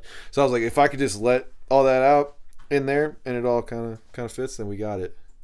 So that's what I was kind of like, I think it came along, and I'm just like buttoning it up. Like I'm getting some of my family, like I'm interviewing some of my family to like chop those up and like throw little bits of like my grandma talking into there. Like I'm trying to like really like make this like something that I'll look back on and be like, that was really like, I said what I had to say there. As a moment in time. Yeah. Do you have any sort of rough release I think time period? It should be out by the end of August. Oh shit, pretty soon then. Yeah, because it's like it's close, but it's just like it's not totally. I've been working on there's one other for, people like, working on dude, it, so it's like it's not totally on me. Yeah, but I've had one for like 2 years, dude. Yeah, and every year I'm like, this is the one I finally got. This one's really coming out. Yeah, dude, I'm excited for it, dude. I mean, we've done like 2.5 hours. Hell so yeah, fucking probably. Hell yeah, we did. For whoever's still here, really appreciate you. Yeah, because, we went through it, watching, listening, but dude, Aarvee, this has been great, man. Thank you so much for doing this. Dope time, dude. man. Yeah, if happy to be here. Anything you want to plug or whatever, where people can find you, it'll be in the description and show notes as well. Yeah, I got I just dropped a song. It's called Morefiend. That's out everywhere right now. All the streaming platforms. Morefiend. And then yeah, you can find me Aarvee on all the social medias. I'm doing the TikTok thing a little. I'm doing the fucking Instagram, Twitter. I'm on all of them. YouTube, all that. Gonna be videos, songs, fucking lot of shit. Next time, dude, I'd love to dive into that song. Definitely your process too. Hell yeah. A lot of things I got bookmarked here and written down. So Hell yeah. And just great conversation today, man. Really appreciate you coming appreciate out you, dude. Anytime, Tret. Thank you, brother. Absolutely. Appreciate you, Tret. Absolutely. Thank you for hanging out there. Of course. Your butt all right? You've been sitting a while. Doing good. All right, hell Just yeah. swindling out there for us. Yeah. Somebody's got to hold it down for the boys, you know? Yeah. It ain't easy. All right, guys. We'll ride this boat right into the harbor then. And as you know, I'll say it every time. I'll say it again here. Ladies and gentlemen, thank you so much for tuning in today to another episode of Bopcast. And we are on all platforms. Woo, even Bopcast. the ones nobody uses. All right? Hell yeah. Catch you on the next time. Deuces. You're on Deezer. Dude, I'm on...